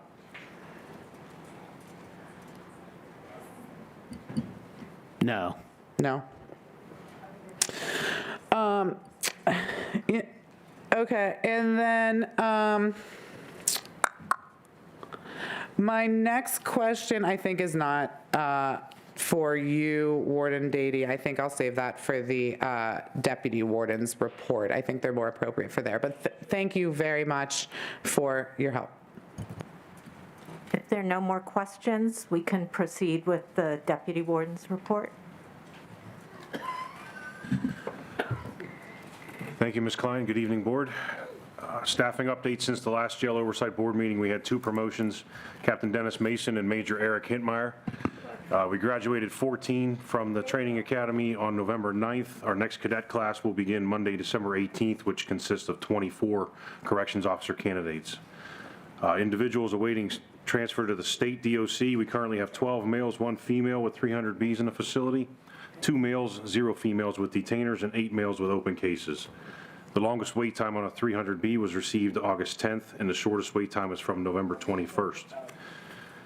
Federal inmates, currently we have 22, 12 of which are United States Marshal holds, 10 are federal transfers for Allegheny County Court. Our use of force numbers as reported were 34. And finally, I would like to announce that Healthcare Supply Clerk Ed Scipio and Sergeant Michael Besselman have been named the ACJ Correctional Professionals for the month. Congratulations to both. Is there any questions before I pass it to Deputy Warden Clark? Good evening, Board. Chaplaincy and pre-release. The Foundation of Hope provided bags containing winter hats, healthy snacks, and hygiene items for individuals being released from the jail. The bags are distributed through the Discharge and Release Center and include contact information for the Foundation of Hope's aftercare program. Hope distributed 2 holiday cards each to the incarcerated population. Individuals can send holiday messages on these cards to their loved ones through December 31st with postage paid by the Foundation. Hope has also provided holiday packages to all incarcerated, will provide holiday packages to all incarcerated individuals in December. Yesterday, the Foundation and the jail's programming team assembled care packages for the incarcerated population. These gifts will be delivered to individuals in the jail on December 13th. Discharge and release. In November, the Discharge and Release Center assessed 350 individuals, distributed 73 boxes of Narcan, 147 test strips for fentanyl and xylazine, 600 condoms, and 468 bus tickets. The DRC continues to make referrals to community partners for services, as well as providing resources to assist individuals upon their release. Contact visits. The jail continues to host contact visits for juveniles, incarcerated workers, veterans, and program participants on designated Saturdays throughout the month. For the month of November, a total of 76 incarcerated individuals received contact visits from a total of 151 family members. Residential placement services. Based on orders from the court, residential placement services facilitated the transfer of 60 individuals to alternative housing in November and 29 individuals to substance use treatment through the diversion program. The diversion program received 29 new referrals and served a total of 81 participants in November. Reentry services. On November 11th, the jail began offering a course called Purpose with Intent, facilitated by the Works organization. The program's goal is to help former drug dealers repurpose their lives through accountability and addressing the impulses, cravings, and triggers surrounding their lifestyle. Rehabilitation and cognitive restructuring techniques are used to equip participants with positive coping skills and the ability to make better decisions. The jail created an angel tree to provide Christmas presents to the children of incarcerated parents in the reentry program who are currently either housed in the jail or in alternative housing. Jail employees and community supporters purchased and donated toys to ensure that every child has a gift at Christmas. The jail's team and other volunteers will purchase, wrap, and deliver toys to the families of the reentry clients. Reentry Service Coordinator Supervisor LaShawn Davis has been dedicated to coordinating this initiative, and because of her efforts, the program continues to grow each year, serving more and more children and families. Educational services. On November 21st, one individual passed their test to earn their Pennsylvania high school secondary diploma. This individual who passed the test has been enrolled in educational services in the jail for 5 months. Dr. Norman Conti of Duquesne University began teaching a class called Performing History, Autobiography in Progress with Juveniles in the Educational Center. This class is designed for juniors and seniors, and it meets via Zoom every Friday from 11 to 12. This program utilizes writing to create a spoken word performance. Students are given a prompt on Monday and read their work in class on Friday. The goal of the class is to provide a positive outlet for the juvenile population. Write Pittsburgh began a creative writing program in the jail on November 13th. Write Pittsburgh is a program that empowers writers to cultivate their own voices and encourages creativity in a non-judgmental atmosphere. Experienced and inexperienced writers are welcome to enroll in the program. In honor of Veterans Day, the jail hosted a Veterans Appreciation event on November 7th. The event celebrated 28 incarcerated veterans and the community partners that work in the jail to support the veteran population. Pittsburgh Steeler and Army veteran John Kolb was the guest speaker for the event. All incarcerated veterans received the Foundation of Hope care package containing a thermal, paper, and pen. In addition, all participants enjoyed muffins, donuts, fruit, and coffee. That concludes this month's report for programs. Ms. Shaw will provide the healthcare services update. Thank you. As Connie said, my name is Amy Shaw. I'm one of the Deputy Health Service Administrators. Medication-assisted treatment. Our continuation of medication-assisted treatment includes the following for the month of November. There were 35 individuals prescribed oral naltrexone, with 3 individuals receiving Vivitrol injection prior to community release. 146 individuals received Suboxone, and 38 were treated with Sublocade. Of these, 18 patients were transitioned from Suboxone to Sublocade to support their recovery. Methadone continuation services have treated 38 individuals. Torrance commitments. During the month of November, 8 patients were admitted and transferred to Torrance State Hospital. 11 patients were committed to Torrance State Hospital. 4 patients had their commitment to Torrance State Hospital for competency restoration rescinded due to clinical stabilization. 32 patients are awaiting admission to Torrance, with the longest waiting since August 9th, 2023. Tier 4 and 5 mental health. In November, 0 were identified as Tier 5, 32 were identified as Tier 4. Sick call requests for medical, 43, with the longest waiting 14 days. Sick call requests for mental health, 3, longest waiting less than 1 day. Psychiatry, 213, longest waiting 29 days. Mental health specialists, 6, with the longest waiting 2 days. Other healthcare updates, the work outlined by the Department of Justice agreement is work that has been underway for quite some time and an effort that we publicly reported on during that process. This agreement solidifies that work and sets definitive timeframes for when the program will be up and running. Currently, the Allegheny County Jail provides certain medications used to treat opioid use disorder for anyone who is admitted to the facility that has a verified script from the last 30 days, also known as continuations. The following 4 medications are currently offered: methadone, Suboxone, Sublocade, and Subutex. For individuals who do not have a verified script, starting them on MAT, also known as induction, has been in progress. Pregnant females who enter the jail have always been inducted on methadone or Subutex. Similarly, induction for alcohol use of naltrexone and Vivitrol has been provided for many years. The transition to allow broader induction has taken some time to ramp up. Currently, 6 out of the 10 new substance use recovery nurses have been hired for this expansion. They are currently undergoing training and are expected to start screening patients mid-December. Individuals who are arrested and held in intake who meet criteria for opioid use disorder and express their interest in induction will be assessed and their urine drug screen referenced. Where there is a patient interest, they would be assessed to see if they meet criteria for opioid use disorder. If they are still interested in MAT, the substance use recovery nurse will then schedule the patient with the addiction medicine provider's next available clinic day, and the provider will discuss the dosage with the patient and determine what dose to start them on. Methadone induction will be the next step in this process, with an RFP issued to obtain a methadone provider, with the goal to induct methadone by October 2024. That is all. We'll take questions. So I just have 2 quick ones. On the medical side, just a curious question.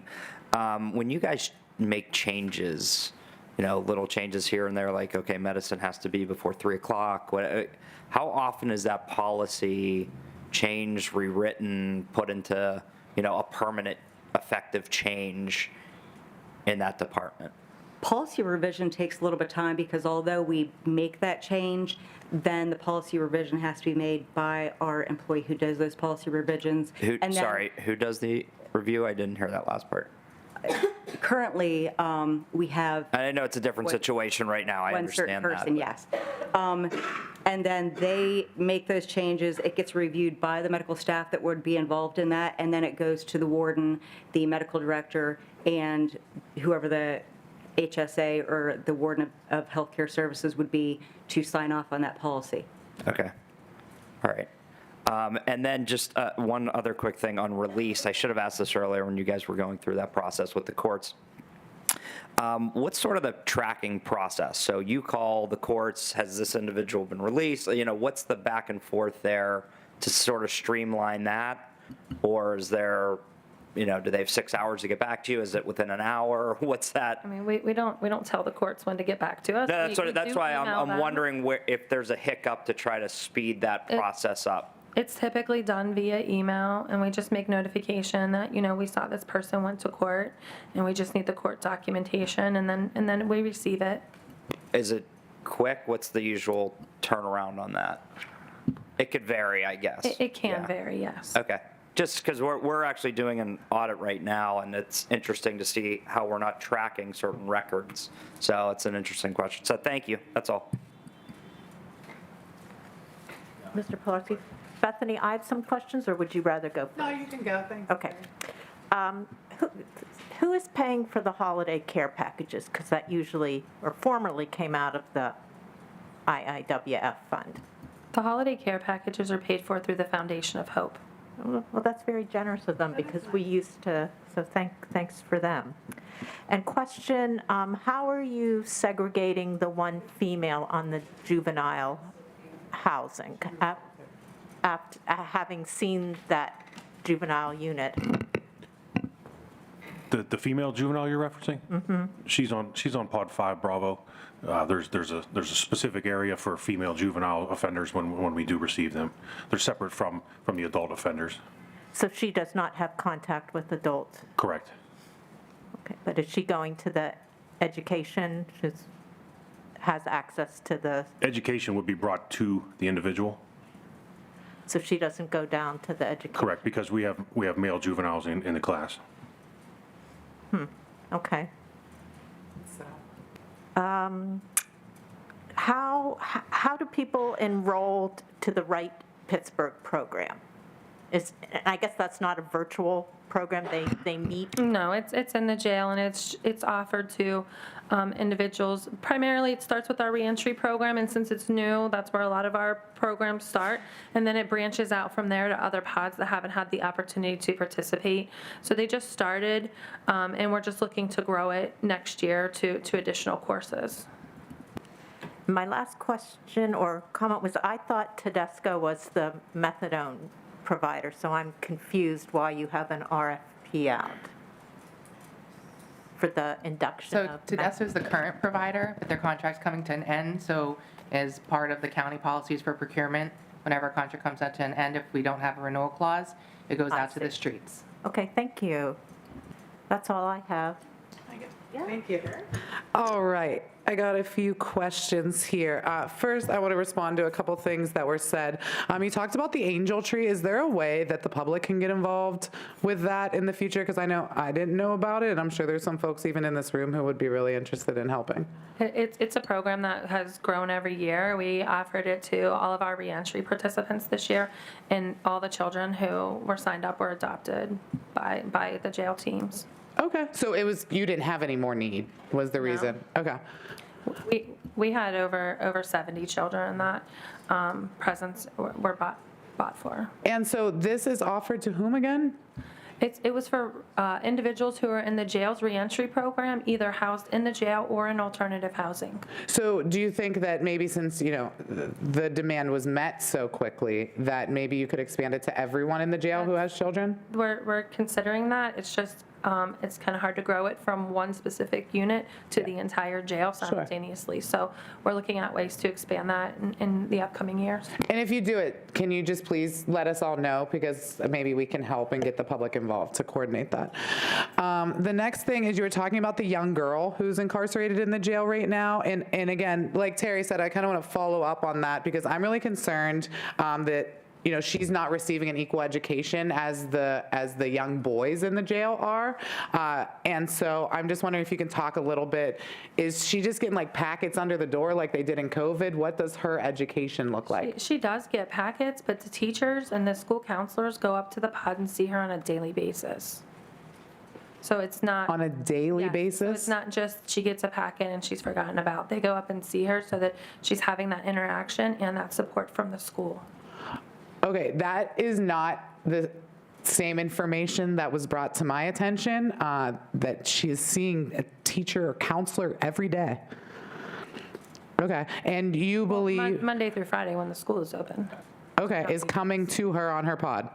And you believe that she is receiving the same education as the boys in the jail are? It's not in the same format, no, she's not in a classroom setting, you know, it's on the pod and it's by herself with one-on-one instruction from the teachers. Okay, Just a side on the pod. Yeah. Who else is on the pod? I Just her. didn't hear. She's in like her own little area of it. On the, what else is on that floor? I didn't hear, what floor is it? 5B.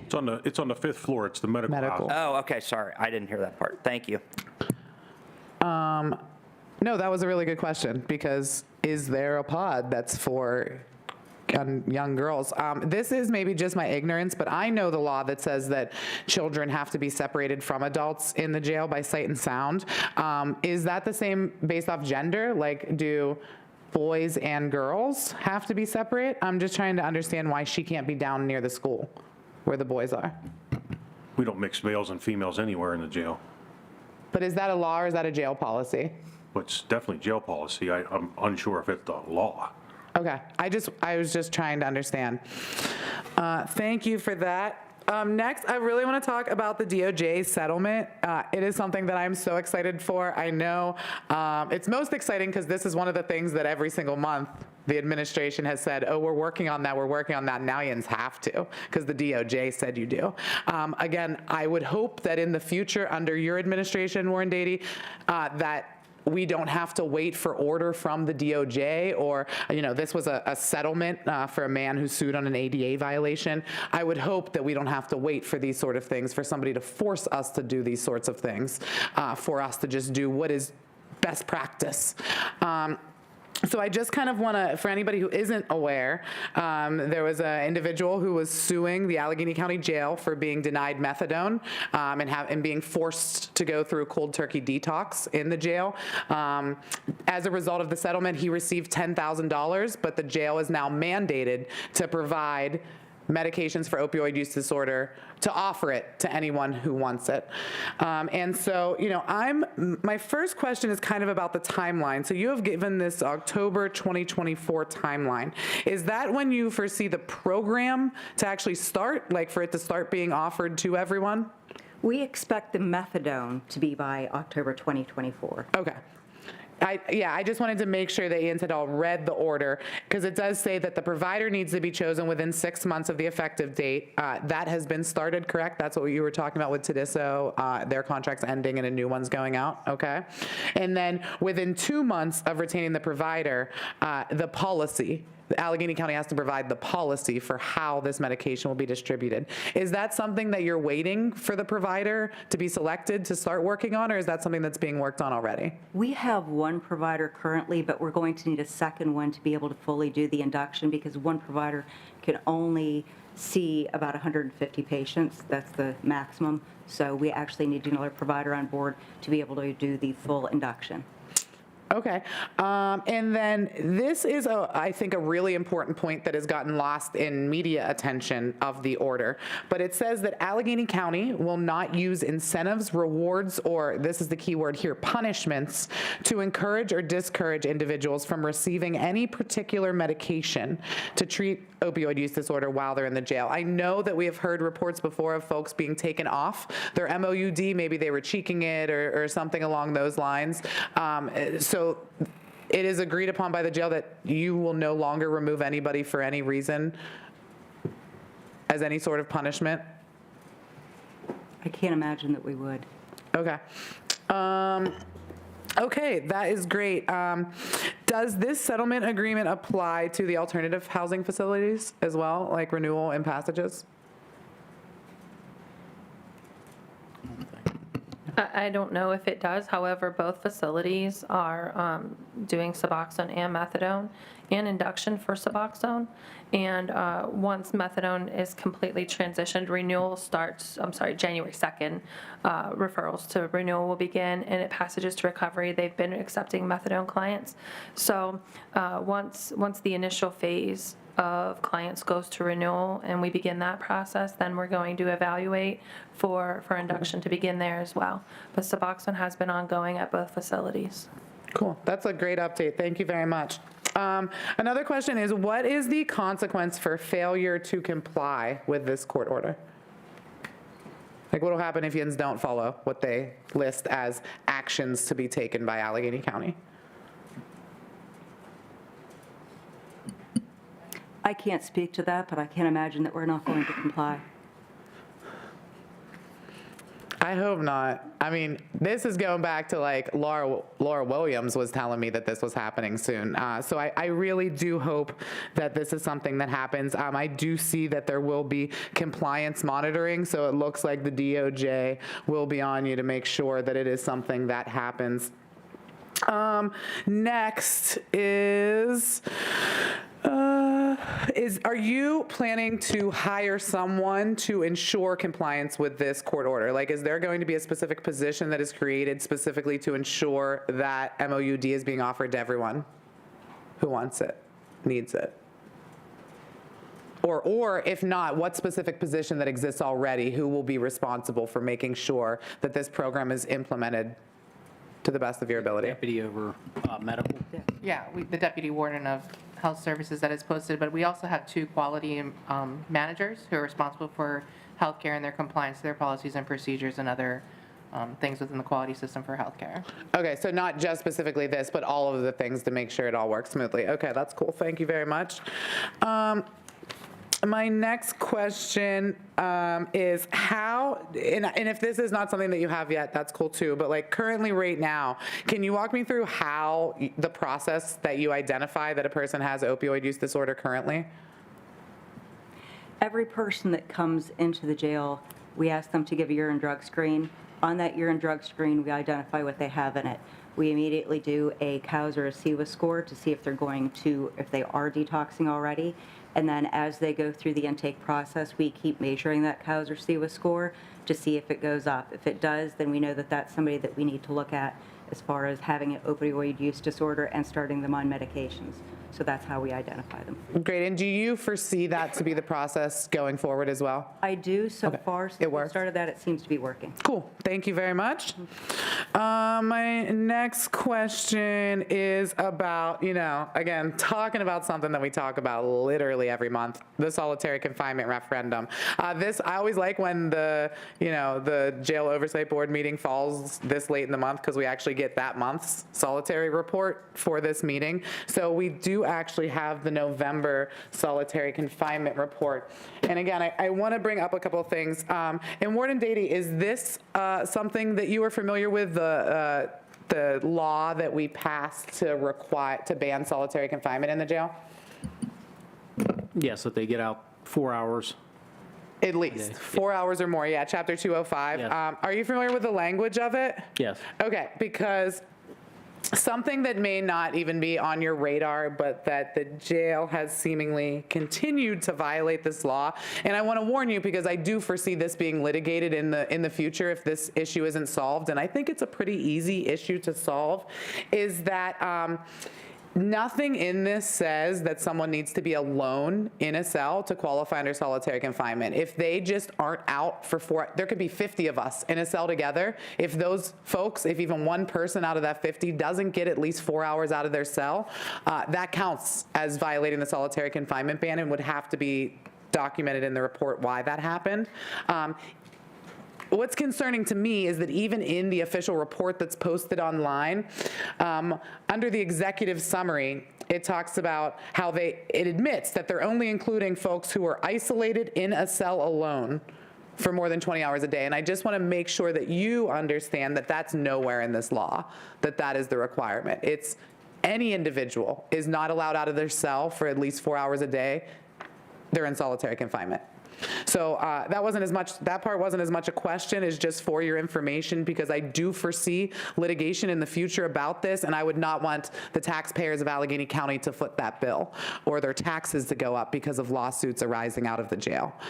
My question is a couple things. So if Yins have this in front of you, I don't know who is the appropriate person to address about this, but again, on the executive summary for the November report, there's a part at the bottom that's there's like an asterisk, if anybody is familiar with the asterisk that's on here, and it says that there are 2 people that there's an asterisk next to because they received fewer than 4 hours out of cell on one day for one person and fewer than 4 hours out of their cell on 2 days. And it says these incidents have been addressed with the appropriate staff to prevent this from occurring again. That's a good thing. And it says these persons are noted with an asterisk for reason on the pod segregation report.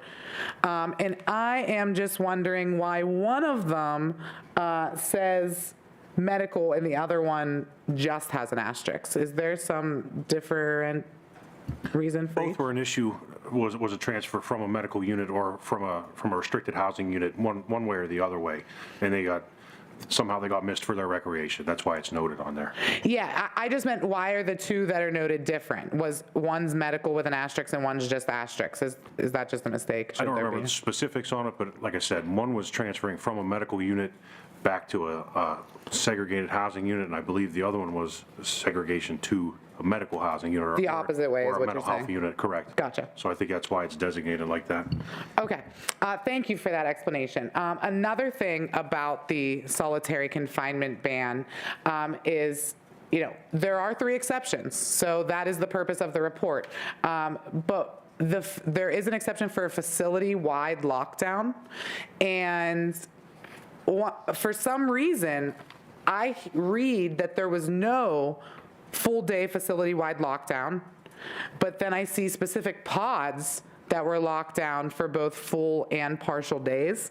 And I just want to, again, another thing, bring to your attention that this law actually does not allow for a pod to be locked down.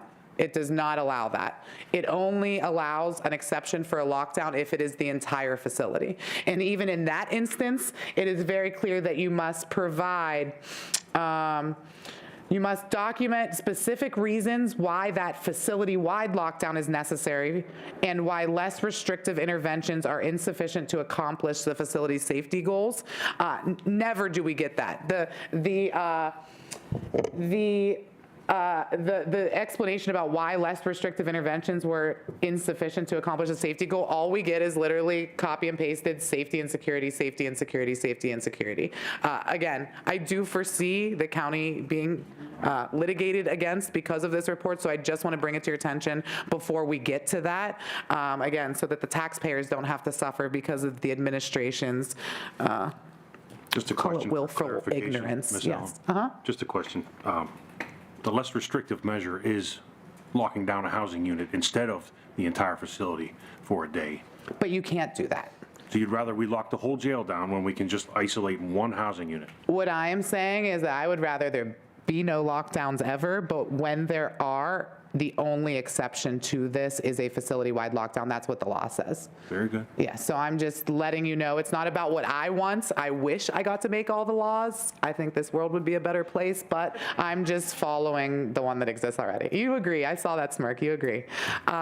So I'm very concerned that over and over again, since this law has been implemented, we keep bringing that up, and it hasn't changed. There are still full pod lockdowns regularly.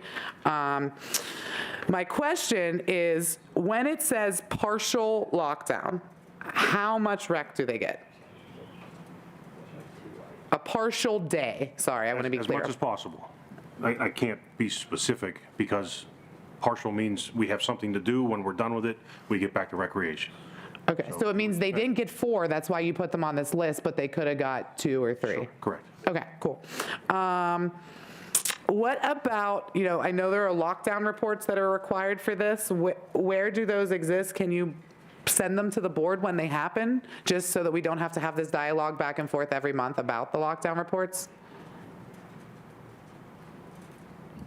The 205 referendum mandates us to send this report out, so. This one, right, but you also have to give documented specific reasons, and I think it was mentioned at prior meetings, lockdown reports. Correct. Those are what I'm asking for. Okay, and they're available at the jail for review. Peace on. All documents at all times. I'm going to tattoo that on my forehead starting next year. Who decides to lock down pods? Is that a you call? Is that a warden call? Who decides that? That's usually initiated by our captains or shift commanders. They consult with usually the on-call duty officer, a major or higher, and then through the lockdown form, the entire administration, including the warden, is informed of it. That was going to be my next question, so thank you for your answer to that.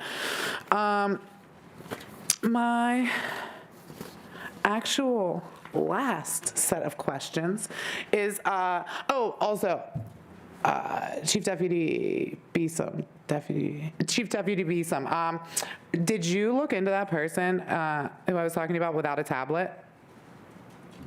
I emailed you back yesterday. Oh, I didn't see it. Yeah. Okay, thank you. Then you don't need to tell me. There was no restrictions or anything on there, so.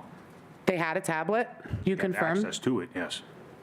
What does that mean, access to it versus having one? They had access to it. Whether they chose to use it or not, I don't know. Oh, for sure. I'm saying there was no misconducts or anything involved that we would not give them a tablet. Right, so if they were being denied one, why would that be? I have no reason to. Believe that they were denied one? Correct. Cool. Thank you very much for that. Okay, and the next thing isn't something I've asked before, but something that has been coming up lately, and even in some public comments that I want to ask some questions about, whoever is most appropriate to answer them. So I'm trying to understand the different types of disciplinary custody at the jail, specifically the difference between disciplinary custody and administrative custody. So what is administrative custody? And then my next question, if you want to use them to differentiate the two, what is disciplinary custody? Like, what's the difference? Disciplinary custody is somebody that has received a misconduct within the facility. They have a hearing within 10 days, minus weekends or holidays. If guilt is determined, there's a sentence handed down. Can be up to 60 days per infraction. Administrative custody is if we get somebody that's, a high-profile case in the community or things like that, and the jail administration feels that we need to protect those folks from the other individuals in the facility, we place them under that. Okay, and that both segregated, restricted housing and administrative custody, as well as protective custody, are reviewed every 30 days. Okay.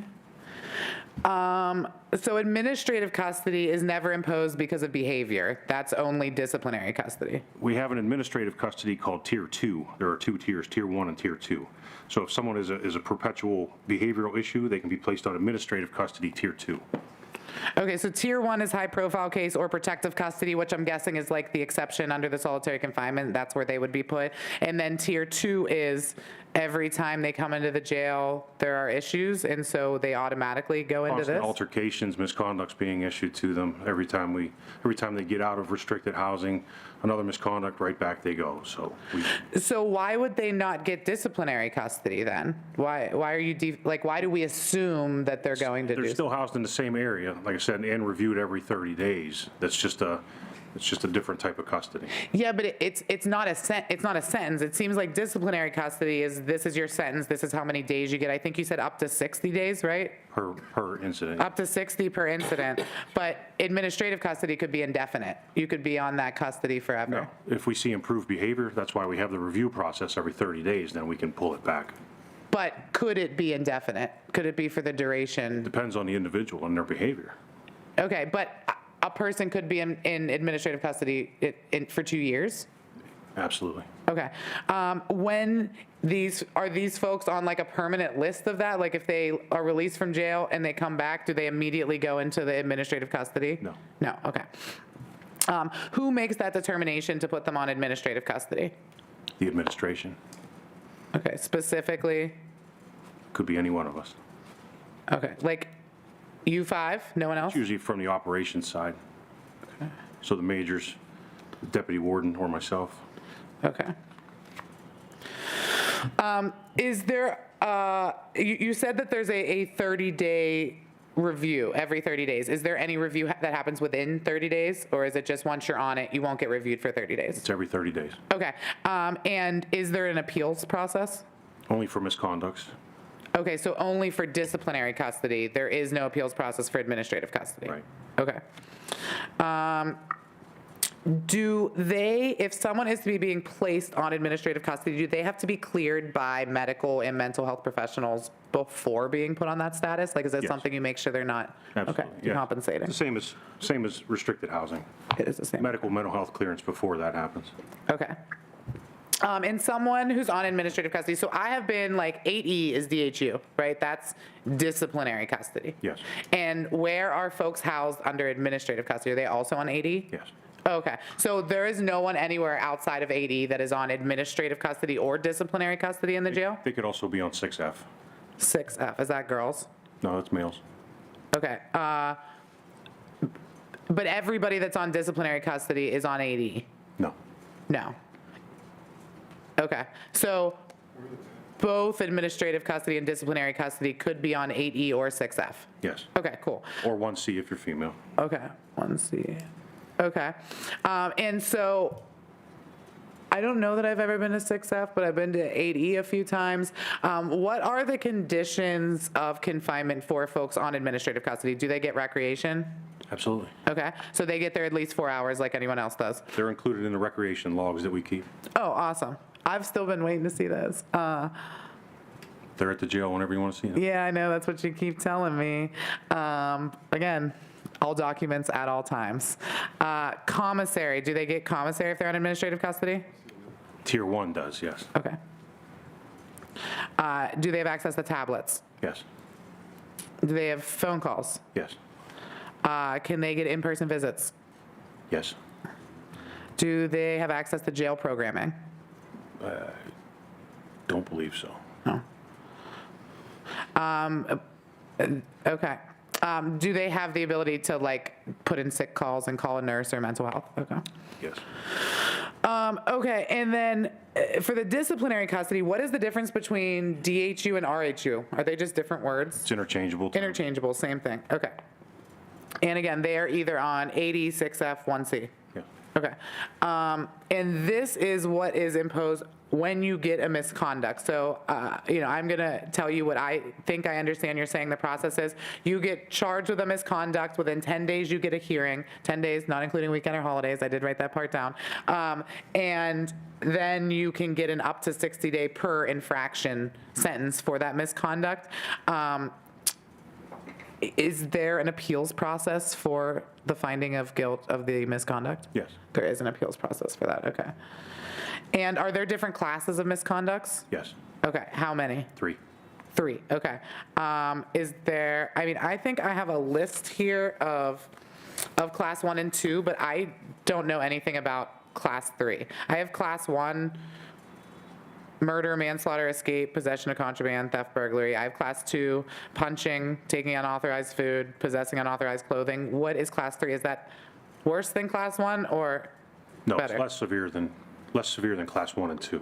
Okay, what kind of thing is a class 3 misconduct? That we use those because we can't use the informal resolutions because of the 205 referendum, so it's less restrictive, less severe misconducts. Okay.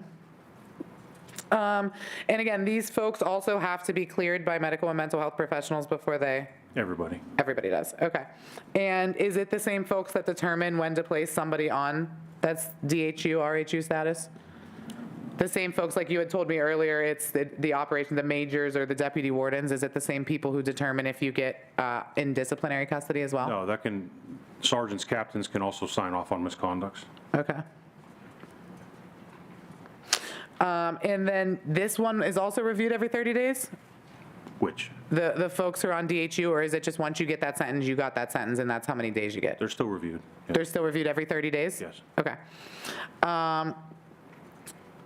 And how long could somebody be kept in this status?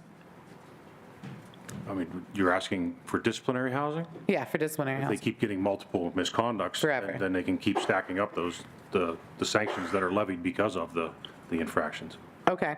And then, again, I'm going to ask the same questions about the conditions of their confinement when they're in disciplinary custody. Do they get rec? Yes. Okay, at least 4 hours a day? Correct. Okay. Do they get commissary? DHU? DHU. Hygiene products. Hygiene. Like they can purchase themselves? Yes. While they're on it? Right. And they can bring ones they've already purchased from their original pod? Yes, we keep them in a locker. Okay. Yes. How do they access them? When they go to the shower, they're brought to them. Okay. Do they get tablets? I don't believe so. Yes. Yes. Limited. Is there anybody who, because of their DHU or RHU status, gets no tablet access?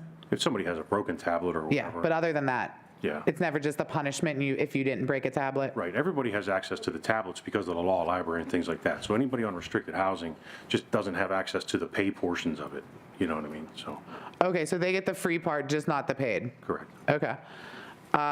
Can they do phone calls? And DHU, RHU? There is visits. We spoke about that at the last meeting, I think. I mean, phone calls. Phone calls are to the attorneys. So the only phone calls that you get is to attorneys when you're in disciplinary custody? Right. Okay. And I'm going to guess it's the same for when they are, for visits as well? They only get to see their attorneys. I can't go visit. They Well, I they can. can have social visits, like I said, but there's only so many spots and so many visiting booths, so it fills up quick. Okay, but there's nobody who is banned from visits because they're on disciplinary custody? Right. Okay. Do these folks get access to jail programming? I mean, they have access to medical and mental health every day, but not programming. None of the programs. Okay, and I actually lied. I just reminded myself that I had one other question. There is a notice posted in the jail in attorney visit room 1 that says attorney visits. Incarcerated individuals are prohibited from taking any legal materials into or from the attorney visiting without prior approval from deputy warden.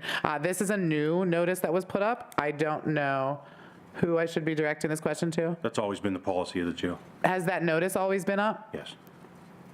Okay. It's posted on the elevators. It used to be in all the attorney rooms. I'll follow up to make sure it is posted. Okay, and what if an attorney needs to get their client to sign a legal document or affidavit immediately? They can have it signed and take it back out. We just don't want papers being brought in and left with the individual. Okay, so they can say, here's a piece of paper. Sign put your it, take Okay, it back. Correct. all right, that is all I got. Thank you very much for answering those questions. Okay, See, I'm respectful. as far as old business, there's nothing on the IAWF. And I could very briefly go over the statistics that Judge Lazara usually does, if there's an interest. I would like then also, I'd like to give an update on the IIWF. Oh, I'm so sorry. Please do. Yeah, no, I just wanted to tell folks that I passed legislation on Tuesday via county council to put the profits from the phone calls and tablets back into the IIWF where they were before and where they should stay for forever. As long as we are profiting off incarcerated individuals, the money that we make should be used for their welfare. So that happened, and I just wanted to give an update that happened. Great. And also appreciate that there will be funding for the work. Okay, very quickly. This was as of December 5th, 7% or 106 people in the jail are serving a county sentence as a result of a new conviction. 23%, that's 26 of 115 people in alternative housing are serving a county sentence.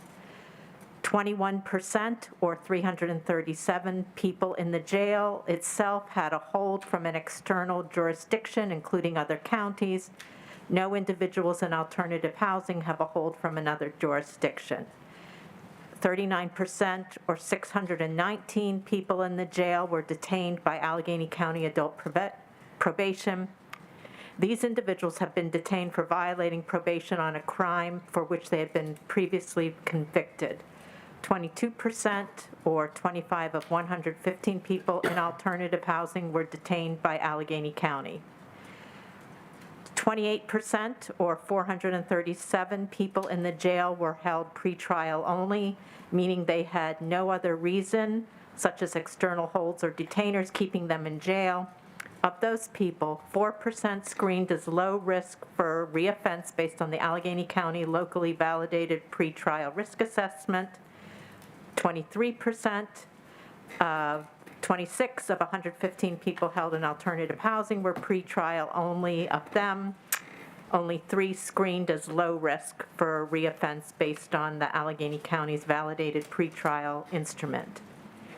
111 individuals, approximately 7% of the jail population, are currently being held in the Allegheny County Jail pretrial only on monetary bonds. Of these individuals, only 9 screened as low risk for new criminal activity. 5 individuals in alternative housing are held pretrial only on monetary bonds, and none were low risk for reoffense, and all pretrial monetary bond cases are reviewed for possible modification. Thank you. Anything else? Does anyone have? Motion to adjourn. Entertain adjournment? So, All righty, thank you all. Great job, Terry.